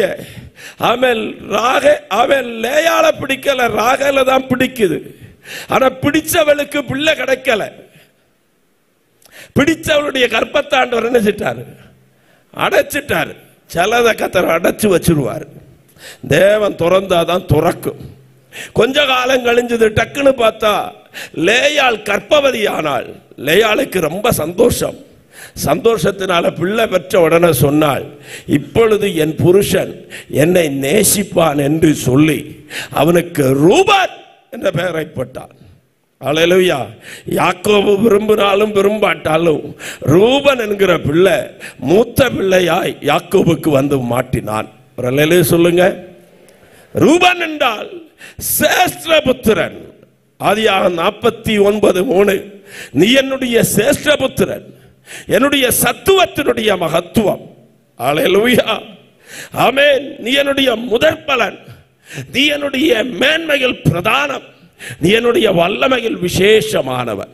சபையிலும் மூத்த பிள்ளைகள் விசேஷித்தவர்கள். மூத்த பிள்ளைகள் எல்லாம் கையை வைத்து ஒரு அல்லேலூயா சொல்லுங்களேன். அல்லேலூயா. சிலர் அப்படியே மாட்டிக்கொள்ள கூடாதுன்னு கையை உயர்த்தாம இருந்தாங்க. கையை உயர்த்தினவங்க உற்சாகத்தில் உயர்த்தினாங்க. ஆனா மூத்த பிள்ளைகள் இங்க இருக்கு. அது ஆமென், அப்பா சொன்னாலும் உள்ள வராது. அப்பா வெளியே வந்து வருந்தி கூப்பிட்டாரா, மகனே உள்ளவான்னு. ஆனா அந்த மூத்த பிள்ளை என்ன செய்யாது? வராது. வேசிகளிடத்தில் உடைய ஆசையெல்லாம் செலவழித்து போட்ட இவனுக்காக எப்படி கொளுத்த கண்டு என்ன செய்யலாம்? அடிக்கலாம். எப்படி இவனுக்கு செருப்பு கொடுக்கலாம், எப்படி இவனுக்கு மோதிரம் கொடுக்கலாம், எப்படி இவன் சபையில வந்த உடனே மைக்கு கொடுக்கலாம், எப்படி வந்த உடனே பாட இடம் கொடுக்கலாம், எப்படி இவனை பாஸ்டர் பக்கத்துல வச்சிருக்கலாம், எப்படி அவன் இவன் வீட்டுக்கு போகலாம், எப்படி இவன் கையில காணிக்க வாங்கலாம், எப்படி இவன் சாப்பிடலான்னு சொல்லி கேள்வி கேட்டுக்கொண்டு வெளியே நிற்கிறவங்க தான் மூத்த பிள்ளைகள். நீங்க அப்படி இல்லாததுக்காய் உங்களுக்காக கர்த்தரை ஸ்தோத்திரம் பண்ணுகிறேன். சத்தமா அவர் அல்லேலூயா சொல்லுங்களேன். அல்லேலூயா. இந்த பாஸ்டர் நேற்றைக்கு நல்லா பிரசங்கம் பண்ணாரு, இன்னைக்கு இப்படி பண்ணுவாருன்னு நாங்க எதிர்பார்க்கலையேன்னு யாரோ என் காதுல சொல்றது மாதிரி இருக்கு. காதுள்ளவர்கள் கேட்க கடவர்கள். அல்லேலூயா. அவன் மூத்த பிள்ளைக்கு 3 முக்கியமான பங்கை கர்த்தர் வச்சார். 1 சேஷ்டபுத்திர பாகம், 2 ஆசாரிய ஊழியம், 3 தேசத்தின் ராஜாவாக வரணும். ரூபனே, உனக்கு சேஷ்டபுத்திர பாகத்தை கர்த்தர் வச்சிருக்கிறார். ரூபனே, உனக்கு ஆசாரிய ஊழியத்தை கர்த்தர் வச்சிருக்கிறார்.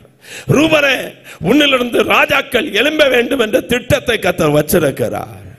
ஆனால் ரூபன் என்ன செஞ்சான் தெரியுமா?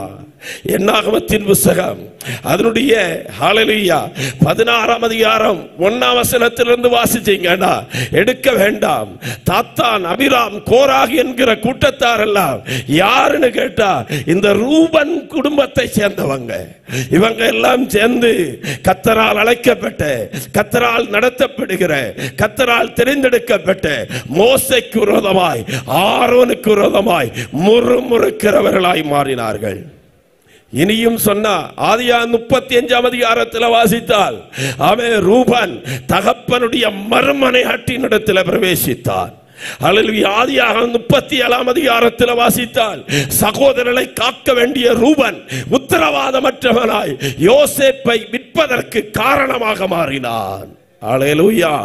ஆண்டவர் காயினை பார்த்து கேட்டார், உன்னுடைய சகோதரனாகிய ஆபேல் எங்க? காயின் கேட்ட பதில் என்ன தெரியுமா? என் சகோதரனுக்கு நான் காவலாளியா? என்னை கேட்கிற தேவ பிள்ளையே, மூத்த பிள்ளைகளை கத்த காவலாளியத்தான் வச்சிருக்கிறார். அந்த மிரியா ஒரு மோசைய அவன் நைல் நதி கொண்டு போகாம, முதலைகள் தின்னாம, பறவைகள் கொத்தி கொண்டு போகாம கண்ணும் வெளிவாய் காத்தாலே, அதுபோல ரட்சிக்கப்பட்டு சபையில வரக்கூடிய பிள்ளைகளை காக்கும்படியான பொறுப்பை கத்த மூத்த பிள்ளைகள் கையில தான் கொடுத்தார். ஹல்லேலூயா. மூத்த விசுவாசிகள் அவன் பெயர் எடுக்கக்கூடியவர்களா இருக்கக்கூடாது. மூத்த விசுவாசிகள் கலகம் பண்ணுகிறவர்களா இருக்கக்கூடாது. மூத்த விசுவாசிகள் முறுமுறுக்கிறவர்களா இருக்கக்கூடாது. பெயருக்காக, புகழுக்காய், சாதத்துக்காய் ஓடுகிறவர்களா இருக்கக்கூடாது. உன்னுடைய அழைப்பை, அபிஷேகத்தை இழந்து போகக்கூடாது. நீ கர்த்தருக்காய் முன்னணியில நின்று யுத்தம் பண்ணுவதற்காய் எழும்பணும். ஒரு தெபோரால் எழும்பின போது ரூபம் முன்னால எழும்பி நின்று யுத்தத்துக்கு வந்திருக்கணும். ஆனால் அவன் என்ன செய்தானா? அவனுக்கு பிசினஸ் முக்கியம், அவனுக்கு ஆடு முக்கியம், அவனுக்கு விவசாயம் முக்கியம்.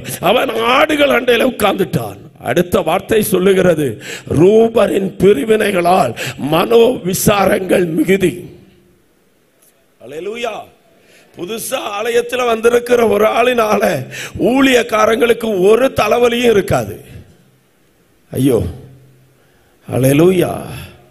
ஆனா ஹல்லேலூயா, தேவனுக்காய் மகிமையாய் வாழ வேண்டும் என்று எதிர்பார்த்த சில ரூபன்கள், ஹல்லேலூயா, நான் பார்த்திருக்கிற சில இடங்கள்ல ஹல்லேலூயா, சில ஆளுங்க கையை வைத்து அல்லேலூயா சொல்லும் போது பக்கத்தில் இருக்கிற ஆள் அப்படியே கையை தட்டி பிடிச்சு கீழே வச்சிடும்.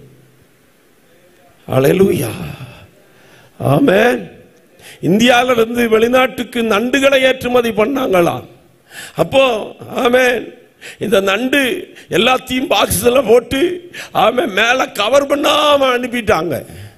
அவன் கேட்டானா, இது கவர் பண்ணாம அனுப்பியிருக்கீங்களே, இதுல இருக்க நண்டெல்லாம் வெளியே போயிட்டு நான் என்ன செய்யறது? அப்பொழுது சொன்னாங்களா, எங்க நாட்டு நண்டெல்லாம் ரொம்ப விசேஷமான நண்டு. என்ன செய்யும்? ஒன்னு ஏறுனா அடுத்தது என்ன செய்யும்?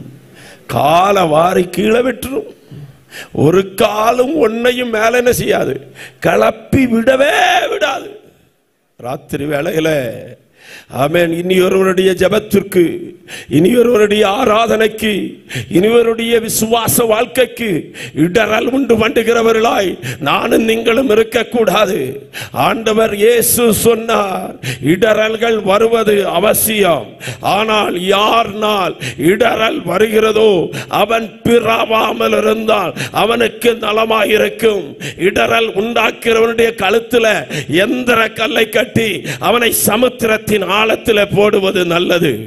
தேவ பிள்ளைகளை கூடுமான வரைக்கும் யாருக்கும் இடரல் உண்டாக்காம, சபைகளுக்குள்ள பிரிவினைக்கு காரணமாக இருக்காதபடி, தேவன் அழைத்த அழைப்புக்கு என்ன நோக்கத்தோடு உங்களை என்னை ரட்சித்தாரோ, என்ன நோக்கத்தோடு சபையில வைத்திருக்கிறாரோ, அழைக்கப்பட்ட அழைப்புக்கு பாத்திரவான்களாய் நாம் ஓடினாதான் ஜீவ கிரீடத்தை பெற்றுக்கொள்ள முடியும்.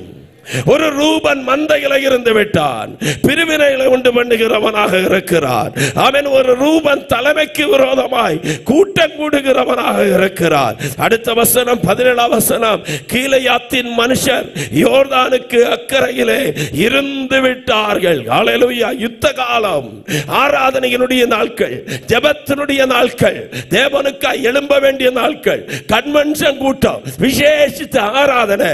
ஆனா ஒரு கூட்டம் ஆடு மாடோடு இருக்கு, ஒரு கூட்டம் யோர்தானுடைய கரையில் இருக்கிறது. அடுத்தது தான் மனுஷர் கப்பல்களில் தங்கியிருந்து விட்டார்கள். ஆசேர் மனுஷர் கடற்கரையிலே தங்கி தங்கள் குடாக்களிலே தாபரித்தார்கள். அவைவையெல்லாம் மூத்த பிள்ளைகள். சொல்லுங்க, ரூபன், தான், ஆசேர். ஆனா இவனுக்கு இளையவனா பிறந்த 2 பேர் யாரெல்லாமா? அடுத்த வசனம், செபுலோனும் நப்தலியும். ஆமென். அந்த வசனத்தை அடையாளப்படுத்திக் கொள்ளுங்கள். 18வது வசனம், செபுலோனும் நப்தலியும் போர்க்களத்து முனையிலே தங்கள் உயிரை எண்ணாமல் மரணத்துக்கு துணிந்து நின்றார்கள். ஓ ஜீசஸ், ஹல்லேலூயா, ஹல்லேலூயா. இந்த சபையின் நடுவில் இந்த ராத்திரி வேளையில செய்தியை கேட்கிற தேவ பிள்ளையே, எழும்ப வேண்டியவர்கள் எழும்பாமல் போயிட்டாங்க. அவங்க சரியில்லை, இவங்க சரியில்லைன்னு குறை சொல்லுகிறதை விட்டு விட்டு தேவையின் மத்தியிலே உயிரை கூட பெருசா எண்ணாம, அப்போஸ்தலன் சொல்லுகிறார், என்னுடைய பிராணனை நான் அருமையாக எண்ணேன், ஒன்று செய்கிறேன், பின்னானவைகளை மறந்து முன்னானவைகளை நாடி பரம அழைத்தலுடைய பந்தய பொருளை பெற்றுக்கொள்ளுவதற்காய் லக்கை நோக்கி ஆசையாய் தொடருகிறேன். ராத்திரி வேளையில சபையே, தேவ பிள்ளையே, நமக்கு பந்தய பொருளை தருகிறவர் ஆண்டவராய் இருக்கிற இயேசு கிறிஸ்து. முன்னோடிகளாய் போனவர்கள் நமக்கு எதையும் தர முடியாது. இந்த உலகத்தில் நமக்கு முன்பாக வழிகாட்டிகளாக இருந்தவங்க யாரும் நமக்கு எதையும், எந்த பங்கு வீதத்தையும் தர முடியாது. ஒன்று செய்யணும். மேகம் போன்ற திரளான சாட்சிகள் இருக்கிறது. ஆபேலிலிருந்து சொல்லப்பட்டு அப்படியே ஹல்லேலூயா பரிசுத்தவான்களுடைய பட்டியலை எபிரேயர் 12ஆம் அதிகாரத்தில் சொல்லிவிட்டு அப்போஸ்தலன் சொல்லுகிறார், மோசேயை பார்த்து ஓடுங்கள் என்று சொல்லல, எலியாவை பார்த்து ஓடுங்கள் என்று சொல்லல, தாவீதை பார்த்து ஓடுங்கள் என்று சொல்லல, எரேமியாவை பார்த்து ஓடுங்கள் என்று சொல்லல, அவன் வல்லமையாய் ஊழியம் செய்தவர்களை பார்த்துட்டு ஓடுங்கள் என்று சொல்லல. மேகம் போன்ற இத்தனை திரளான சாட்சிகள் நம்மை சூழ்ந்து நிற்கிற போது பாரமான யாவற்றையும் நம்மை சுற்றி நெருங்கி நிற்கிற பாவத்தையும் தள்ளிவிட்டு, என்னை அழைத்தவ, என்னை ரட்சித்தவ, என்னிலே நற்கிரியை தொடங்கினவ, எனக்குள்ளே விசுவாசத்தை வைத்தவ, எனக்காக ஜீவனை கொடுத்தவ, எனக்காய் மரித்தவ, எனக்காய் உயிர்த்தவ, எனக்காய் ஜீவனோடு கூட அக்கறையிலே நின்று, வா மகனே, எழும்பு மகனே, உன்னை பயன்படுத்துவேன் என்று சொன்னவ, என் மேல அபிஷேகத்தை வைத்தவ, என் மேல கிருபையை வைத்தவ, எனக்கு ஒரு ஊழியத்தை தந்தவ, அவரை மட்டும் பார்த்து கொண்டு எனக்கு வைக்கப்பட்டிருக்கிற ஓட்டத்தில் பொறுமையாய் மோடி, ஆமென், நல்ல போராட்டத்தை போராடினேன், ஓட்டத்தை முடித்தேன், விசுவாசத்தை காத்துக்கொண்டு, இது முதல் நீதி கிரீடம் எனக்காக வைக்கப்பட்டிருக்கிறது என்ற உணர்வோடு கூட ஓட்டத்தை முடிக்கும்படியாய் கர்த்தர் நம்மை அழைத்திருக்கிறார். ஹல்லேலூயா. ரூபனும், ஹல்லேலூயா, ஆசேரும் தானும் கிளையாத்தின் மனுஷர்களும் எழும்பாமல் போனாலும் செபுலோனும் நப்தலி எழும்பினார்கள். ஒரு ஆமென் சொல்லுங்க. 4 காரியத்தை சொன்னேன். ஹல்லேலூயா. யாரும் எழுப்பாமல் சம்கார் தானாக எழும்பினான். பெண்ணாக இருந்தாலும் ஹல்லேலூயா தெபோராள் எழும்பினாள். ஆயுதம் இல்லாமல் இருந்தாலும் தேவ பிள்ளைகள் எழும்பினார்கள். எழும்ப வேண்டியவர்கள் எழும்பாமல் போனாலும் செபுலோனும் நப்தலி எழும்பினார்கள். செபுலோன் என்றால் ஆலயத்துக்கு முதலிடம் கொடுக்கிறவன். நப்தலி என்றால் ஹல்லேலூயா விடுதலை பெற்ற பெண்மான். ஒரு அந்தகார சக்தி அவனுடைய கால்களை கட்டி வைக்க முடியாது. செபுலோன் கர்த்தருக்கு முதலிடம் கொடுக்கிறவன். செபுலோன் என்றால் கர்த்தர் தந்த ஈவு. செபுலோன் சந்தோஷமாக இருக்கிறவன். தேவ பிள்ளையே, ஆலயத்தில் மனமகிழ்ச்சியா இருக்கணும், ஆராதனையில மனமகிழ்ச்சியாக இருக்கணும், விடுதலை பெற்ற பெண்மான்களாக இருக்கணும், மற்றவர்களை விடுவிப்பதற்கு. ஹல்லேலூயா. வேகமாய் சொல்லி முடிக்க விரும்புகிறேன். ஹல்லேலூயா.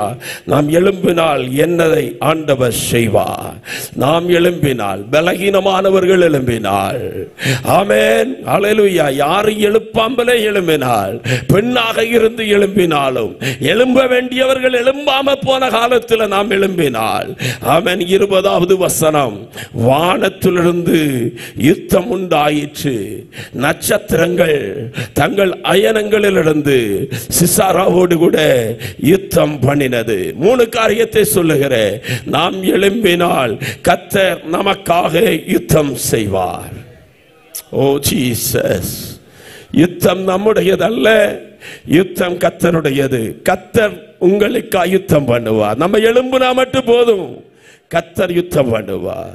2, ஹல்லேலூயா, சத்துரு மடங்கடிக்கப்படுவான். 900 இருப்பு ரதங்களை உடைய அவன் தேசத்தை பயப்படுத்திக் கொண்டிருந்த சிசராவை ஒரு யாகேல் என்கிற பெண்மணியினுடைய கையிலே கர்த்தர் ஒப்பு கொடுத்தார்.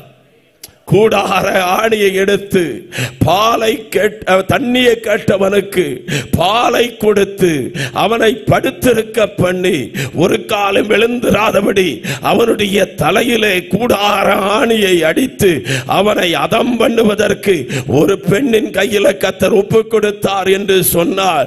பல உள்ளவர்களை பக்கப்படுத்தும்படி பலவீனரை கர்த்தர் தெரிந்தெடுத்திருக்கிறார்.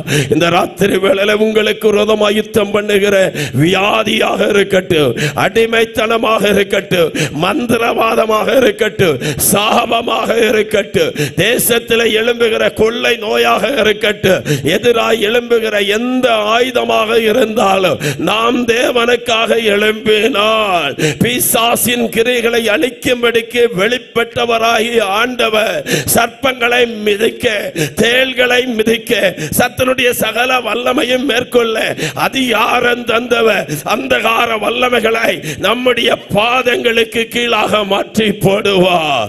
சிலுவையிலே சத்துருடைய கிரியைகளை வெளியரங்கமான கோலமாக்கி சிலுவையிலே வெற்றி சிறந்த ஆண்டவராயிருக்கிற இயேசு கிறிஸ்து நம்மோடு கூட இருக்கிறார். தேவன் நம்முடைய பட்சத்தில் இருந்தால் நமக்கு விரோதமாக இருப்பவன் யார்? கட்டளைகளாலும் பிரமாணங்களினாலும் நமக்கு விரோதமாய் எழுதப்பட்ட கையெழுத்தை இனி நடுவில் இராதபடிக்கு அதை என்றைக்குமா எடுத்து போட்ட ஆண்டவர் எழும்புகிறவருடைய பாதத்திலே ஆமென் சிசராக்களை, இருப்பு ரதமுடையவர்களை, தேசத்தினுடைய பலவான்களை நம்முடைய பாதத்திலே, நம்முடைய கால்களுக்கு கீழாக கர்த்தர் மாற்றுவார். எத்தனை பேர் விசுவாசிக்கிறீங்க? இந்த கன்வென்ஷனுடைய 2வது நாளில் இந்த தேசத்தின் அதிபதி உங்களுடைய கால்களின் கீழே விழுவானாக. இந்த தேசத்தில் சபையினுடைய வளர்ச்சிக்கு எதிராக, ஊழியத்தினுடைய வளர்ச்சிக்கு எதிராக, ஆத்துமாக்களுடைய நன்மைக்கு எதிராக தேவனுடைய ஊழியக்காரர்கள் தேவனுக்காய் பிரகாசிக்க கூடாதபடி பக்க வழியாய் செயல்படுகிற பெலிஸ்தியருடைய வல்லமைகளை கர்த்தர் நிர்மூலமாக்குகிற ராத்திரி வேளை. ஹல்லேலூயா. 5ஆம் அதிகாரம் 31ஆம் வசனம், தேசத்தில் அமெரிக்கை உண்டாயிற்று, தேசத்தில் சமாதானம் உண்டாயிற்று.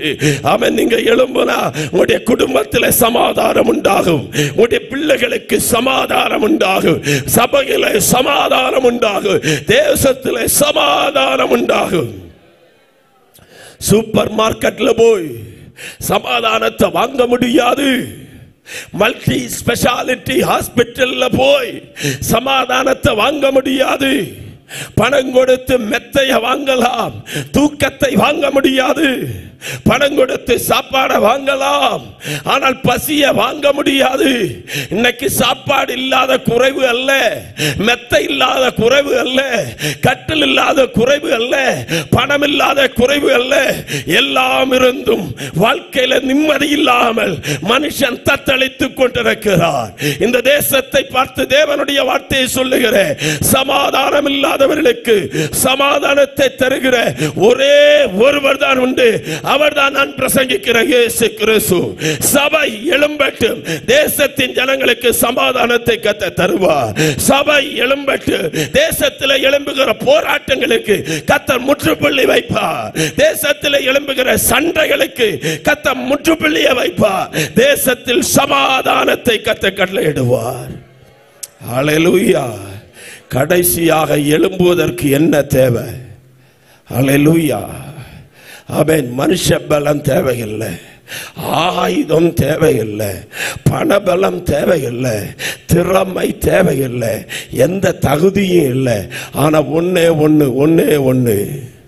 அவன் வேகமாய் வாசிக்கலாம். நியாயாதிபதிகளின் புஸ்தகம் 14ஆம் அதிகாரம் 6வது வசனம். நியாயாதிபதிகளின் புஸ்தகம் 14ஆம் அதிகாரம் 6வது வசனம். அப்படியே தெலீலாள். ஆமென். 14:6. ஆமென். அப்பொழுது கர்த்தருடைய ஆவி அவன் மேல் பலமாயிறங்கினதினால் அவன் தன் கையில் ஒன்றும் இல்லாதிருந்தும் அதை ஒரு ஆட்டுக்குட்டியை போல கிழித்து போட்டான். போதும். ஹல்லேலூயா. அப்படி என்றால் எழும்புகிறவர்களுக்கு ஆண்டவர் தருகிற ஒரு உன்னதமான பலன் இருக்கிறது. அதுதான் பரிசுத்த ஆவியானவருடைய அபிஷேகம். ஆழத்தின் மேல இருள் இருந்தது, பூமியானது ஒழுங்கினமாயிருந்தது, வெறுமையாயிருந்தது. தேவனுடைய ஆவியானவர் ஜலத்தின் மேல் அசைவாடினார். ஆவியானவர் அசைவாடின போது ஒழுங்கினம் மாறினது, இருள் மாறினது, வெறுமை மாறினது. அங்கே ஒழுங்கை கத்த கட்டளையிட்டார். சிம்சோன் மேல் கர்த்தருடைய ஆவியானவர் பலமாய் வந்தபோது தன்னுடைய கையில ஒன்றும் இல்லாமல் இருந்து ஒரு ஆட்டை கிழிப்பது போல சிங்கத்தை கிழிக்க அவனால் எப்படி முடிந்தது என்று சொன்னார். எழும்புகிறவர்களின் மேல ஒரு மகிமையான அபிஷேகத்தை கத்த தருகிறார். பேதுரு வேலைக்காரிக்கு முன்பாக நிற்க பலனற்ற பேதுரு, ஆமென், இயேசு சொன்னது போல பிதாவின் வாக்குத்தத்தம் நிறைவேற எருசலேமை விட்டு போகாமல் காத்திருந்த போது பேதுருவின் மேல் பரிசுத்த ஆவியானவர் வந்தார். பரிசுத்த ஆவியானவர் வந்தபோது பேதுரு எழும்பினார். எழும்பின பேதுருடைய ஓட்டத்தை தடை பண்ண ஒரு வல்லமையாலும் முடியவில்லை. பேதுரு பிரசங்கம் பண்ணின போது 3000 பேர் ரட்சிக்கப்பட்டாங்க. பேதுரு சப்பானியை தூக்கி எழுப்பின போது 5000 பேர் ரட்சிக்கப்பட்டாங்க. ரட்சிக்கப்படுகிறவர்களை கர்த்தர் அனுதினமும் சபையிலே சேர்த்து கொண்டு வந்தார். ஹல்லேலூயா. இந்த ராத்திரி வேளை எழும்புவதற்கு தேவை பரிசுத்த ஆவியானவருடைய அபிஷேகம். இந்த கடைசி காலங்களிலே சிறு பிள்ளைகளுக்கு தேவை பரிசுத்த ஆவியானவருடைய வல்லமை. வாலிபர்களுக்கு தேவை பரிசுத்த ஆவியானவருடைய வல்லமை. புதிய விசுவாசிகளுக்கு தேவை பரிசுத்த ஆவியானவருடைய வல்லமை. பழைய மூத்த விசுவாசிகளுக்கு தேவை பரிசுத்த ஆவியானவருடைய வல்லமை. இந்த மேடையில் அலங்கரித்திருக்கிற ஊழியக்காரங்களுக்கு தேவை பரிசுத்த ஆவியானவருடைய வல்லமை. பிரசங்கம் பண்ணுகிற எனக்கு தேவை பரிசுத்த ஆவியானவருடைய வல்லமை. நசரேயனாகிய இயேசுவுக்கு தேவையாக இருந்தது பரிசுத்த ஆவியானவருடைய வல்லமை. அப்போஸ்தலர் 10:38 நசரேயனாகிய இயேசுவை தேவன் பரிசுத்த ஆவியினாலும் வல்லமையினாலும் அபிஷேகம் பண்ணினார். அந்த வல்லமையோடு கூட அவர் எழும்பின போது பிசாசுகள் அவருடைய பாதங்களுக்கு கீழாக வந்தது.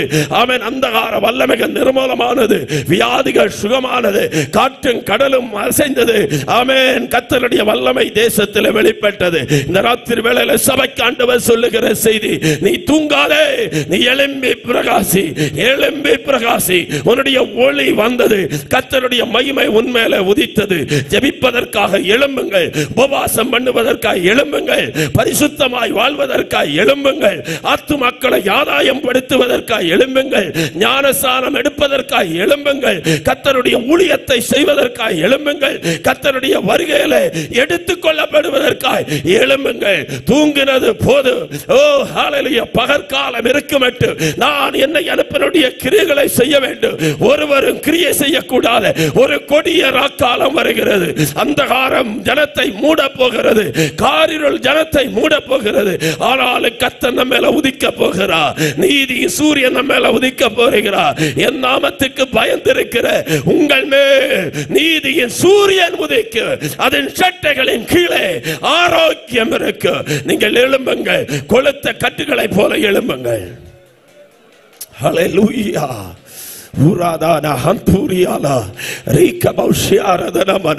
எல்லாரும் அப்படியே தேவ சமூகத்தில் எழும்பி நிற்கலாம். நாம் ஜெபிக்க போகிறோம். ஹல்லேலூயா. 3 காரியத்தை சொன்னேன், மறுபடியும் ஞாபகப்படுத்துகிறேன். எழுப்பி விடுவதற்கு யாரும் இல்லாவிட்டாலும் எழும்புங்கள். பெண்ணாக இருந்தாலும் பலகீனமான பாத்திரமாக இருந்தாலும் எழும்புங்கள். முந்தினோர்கள் எழும்பாம போனாலும் எழும்புங்கள். எழும்பி பிரகாசி. கர்த்தருடைய மகிமை உன்மேல உதித்தது. எல்லா கண்களை மூடலாம். ஜெபிக்க போகிறோம். ஜலத்தின் மேல் அசைவாடின தேவாவியானவர் நம்ம இறங்கணும். ஹல்லேலூயா. நான் யாரையும் பார்க்க மாட்டேன். நான் கர்த்தருக்காக எழும்ப விரும்புகிறேன். நான் ஜெபத்தில் என்னை அர்ப்பணிக்க விரும்புகிறேன். ஊழியத்தில் நான் எழும்ப விரும்புகிறேன். என் குடும்பத்துக்காய், தேசத்துக்காய் திறப்பில் நிற்பதற்கு நான் எழும்புகிறேன். என்னை அர்ப்பணிக்கிறேன். இந்த ராத்திரி வேளையில சொல்ல எத்தனை பேர் உண்டு? வாலிபர்கள் ஊழியங்களுக்கு அர்ப்பணிக்க நீங்க மனசு இருக்கிறா? ஹல்லேலூயா. ரட்சிக்கப்பட ஞானஸ்நானம் எடுக்க பரிசுத்த ஆவியானவருடைய அபிஷேகத்தை பெற்றுக்கொள்ள கேட்கப்பட்ட செய்திக்கு முன்பதாக எல்லா கண்களையும் மூடி ஒரு நிமிஷம் அர்ப்பணித்து ஜெபிக்க போகிறோம். இந்த ராத்திரி வேளையில பரிசுத்த ஆவியானவர் இங்கே உலாவிக் கொண்டிருக்கிறார். அர்ப்பணிக்கிறவர்கள் மட்டும் என்னை அர்ப்பணிக்கிறேன். நான் யாரையும் பார்க்க மாட்டேன். நான் மந்தையில உட்கார மாட்டேன். கடற்கரையில உட்கார்ந்து விட மாட்டேன். கப்பல்களிலே உட்கார்ந்து விட மாட்டேன். மீன் பிடிக்கிற துறைமுகத்தில் இருந்து விட மாட்டேன். ஓ, ஜீவனை கூட எண்ணாமல், பிராணனை கூட எண்ணாமல் ஒரு நப்தலியை போல, ஒரு செபுலோனை போல எழுந்திருப்பேன். ஒரு எஸ்தரை போல எழுந்திருப்பேன். ஒரு பேதுருவை போல எழுந்திருப்பேன். ஒரு எலியாவை போல எழும்புவேன். எனக்கு ஒரு பயணம் இருக்கிறது என்று வாஞ்சிக்கிறவங்க வலது கரத்தை உயர்த்துங்கள். உங்களுக்காக ஜெபிக்க விரும்புகிறேன். ஓ, கரம் உயர்த்தின நல்லா உயர்த்தணும். அர்ப்பணித்த நல்லா அர்ப்பணிக்கணும். இது நமக்காய் ஆண்டவர் தந்திருக்கிற ராத்திரி வேளை. இந்த ராத்திரி வேளையில பரிசுத்த ஆவியானவர் நம்ம மத்தியில் உலாவிக் கொண்டிருக்கிறார். ஆன்லைன்ல இந்த செய்தியை கேட்கிற யாராவது அர்ப்பணிக்கிறீங்களா? முழு இருதயத்தோடு அர்ப்பணியுங்கள். கர்த்தர் உங்களை தொடுவாராக. நீங்கள் இருக்கிற வீடுகளில் தேவ பிரசன்னம் இறங்குவதாக. ஓ, தீர்க்க தரிசனமாய் சொல்லுகிறேன். சாத்தானுடைய கால்களின் கீழே நீ எழும்பினால் வானத்திலே தேவன் யுத்தத்தை செய்யும்படி இறங்குவார். வானத்திலே யுத்தம் உண்டாகும். நட்சத்திரங்கள் உனக்காக யுத்தம் பண்ணு. யாகங்களை கர்த்தர் எழும்புவார். சத்துருவை நம்முடைய கையில ஒப்பு கொடுப்பார். எல்லா கரங்களை தட்டி, ஆமென், கரங்களை தட்டி கர்த்தரை சேர்ந்து ஆராதிக்க போகிறோம். இந்த ராத்திரி வேளையில ஒரு புதிய அபிஷேகம், ஒரு புதிய வல்லமை, அந்திய கால அபிஷேகம் சகல ஜனத்தின் மேல கொய்த்து கால சமயம் இது. ஆத்மாவில் நிரக்கணமே. கரங்களை தட்டி நாம் சேர்ந்து பாடி கர்த்தரை ஆராதிக்க போகிறோம். பரிசுத்த ஆவியானுடைய வல்லமை, பரிசுத்த ஆவியானுடைய அபிஷேகம் உங்க மேல இறங்கி வர போகிறது. ஓ, யாரையும் பார்க்க வேண்டாம். இது தேவனுடைய ஆவியானவர் அசைவாடுகிற ராத்திரி வேளை. கட்டுகள் உடைகிற ராத்திரி வேளை. பிசாசனுடைய கிரைகள் அழிக்கப்படுகிற ராத்திரி வேளை. ஓ, தேவ அபிஷேகம் கட்டுக்கடங்காமல் இந்த இடத்திலே வெளிப்பட்டுக் கொண்டிருக்கிறது. பிள்ளைகளின் மேலே, வாலிபர்களின் மேலே, தாய்மார்களின் மேலே, ஊழியக்காரர்களின் மேலே கர்த்தர் தன்னுடைய வல்லமையை விளங்கப்படுகிறார்.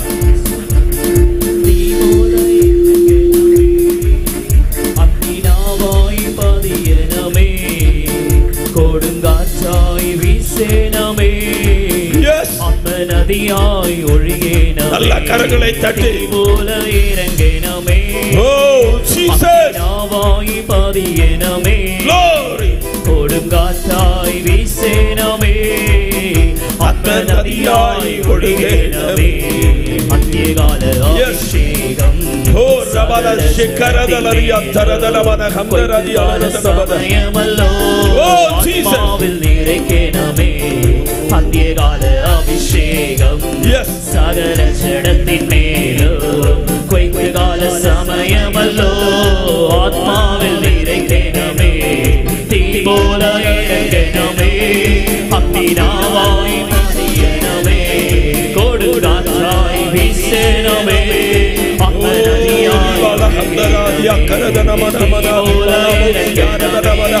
அந்நிய பாஷைகளிலே நல்ல கரங்களை தட்டி எழுப்பி பிரகாசி. உன்னுடைய ஒளி வந்திருக்கிறது. சேனைகளாய் எழும்புவோம், யுத்த வீரர்களாய் எழும்புவோம், தெய்வீக அபிஷேகம் பெற்றவர்களாய் எழும்புவோம். ஒரு சைன்யத்தை அதிகாரம் பகரேனமே,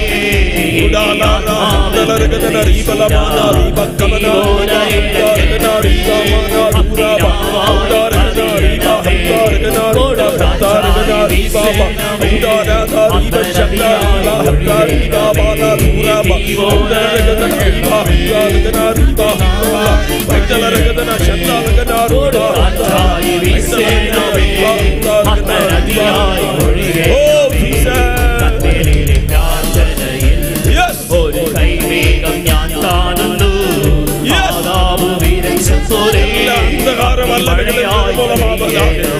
எல்லா பிசாசினுடைய கிரைகளும் கட்டப்பட்டு போவதாக தேசாதிபதியினுடைய வல்லமைகள் நிர்மூலமாவதாக பெலிஸ்திய வல்லமைகள் நிர்மூலமாவதாக சம்காரை போல எழும்பட்டும் தெபோராக்கள் எழும்பட்டும் தாயாக எழும்பட்டும் தகப்பனாக எழும்பட்டும்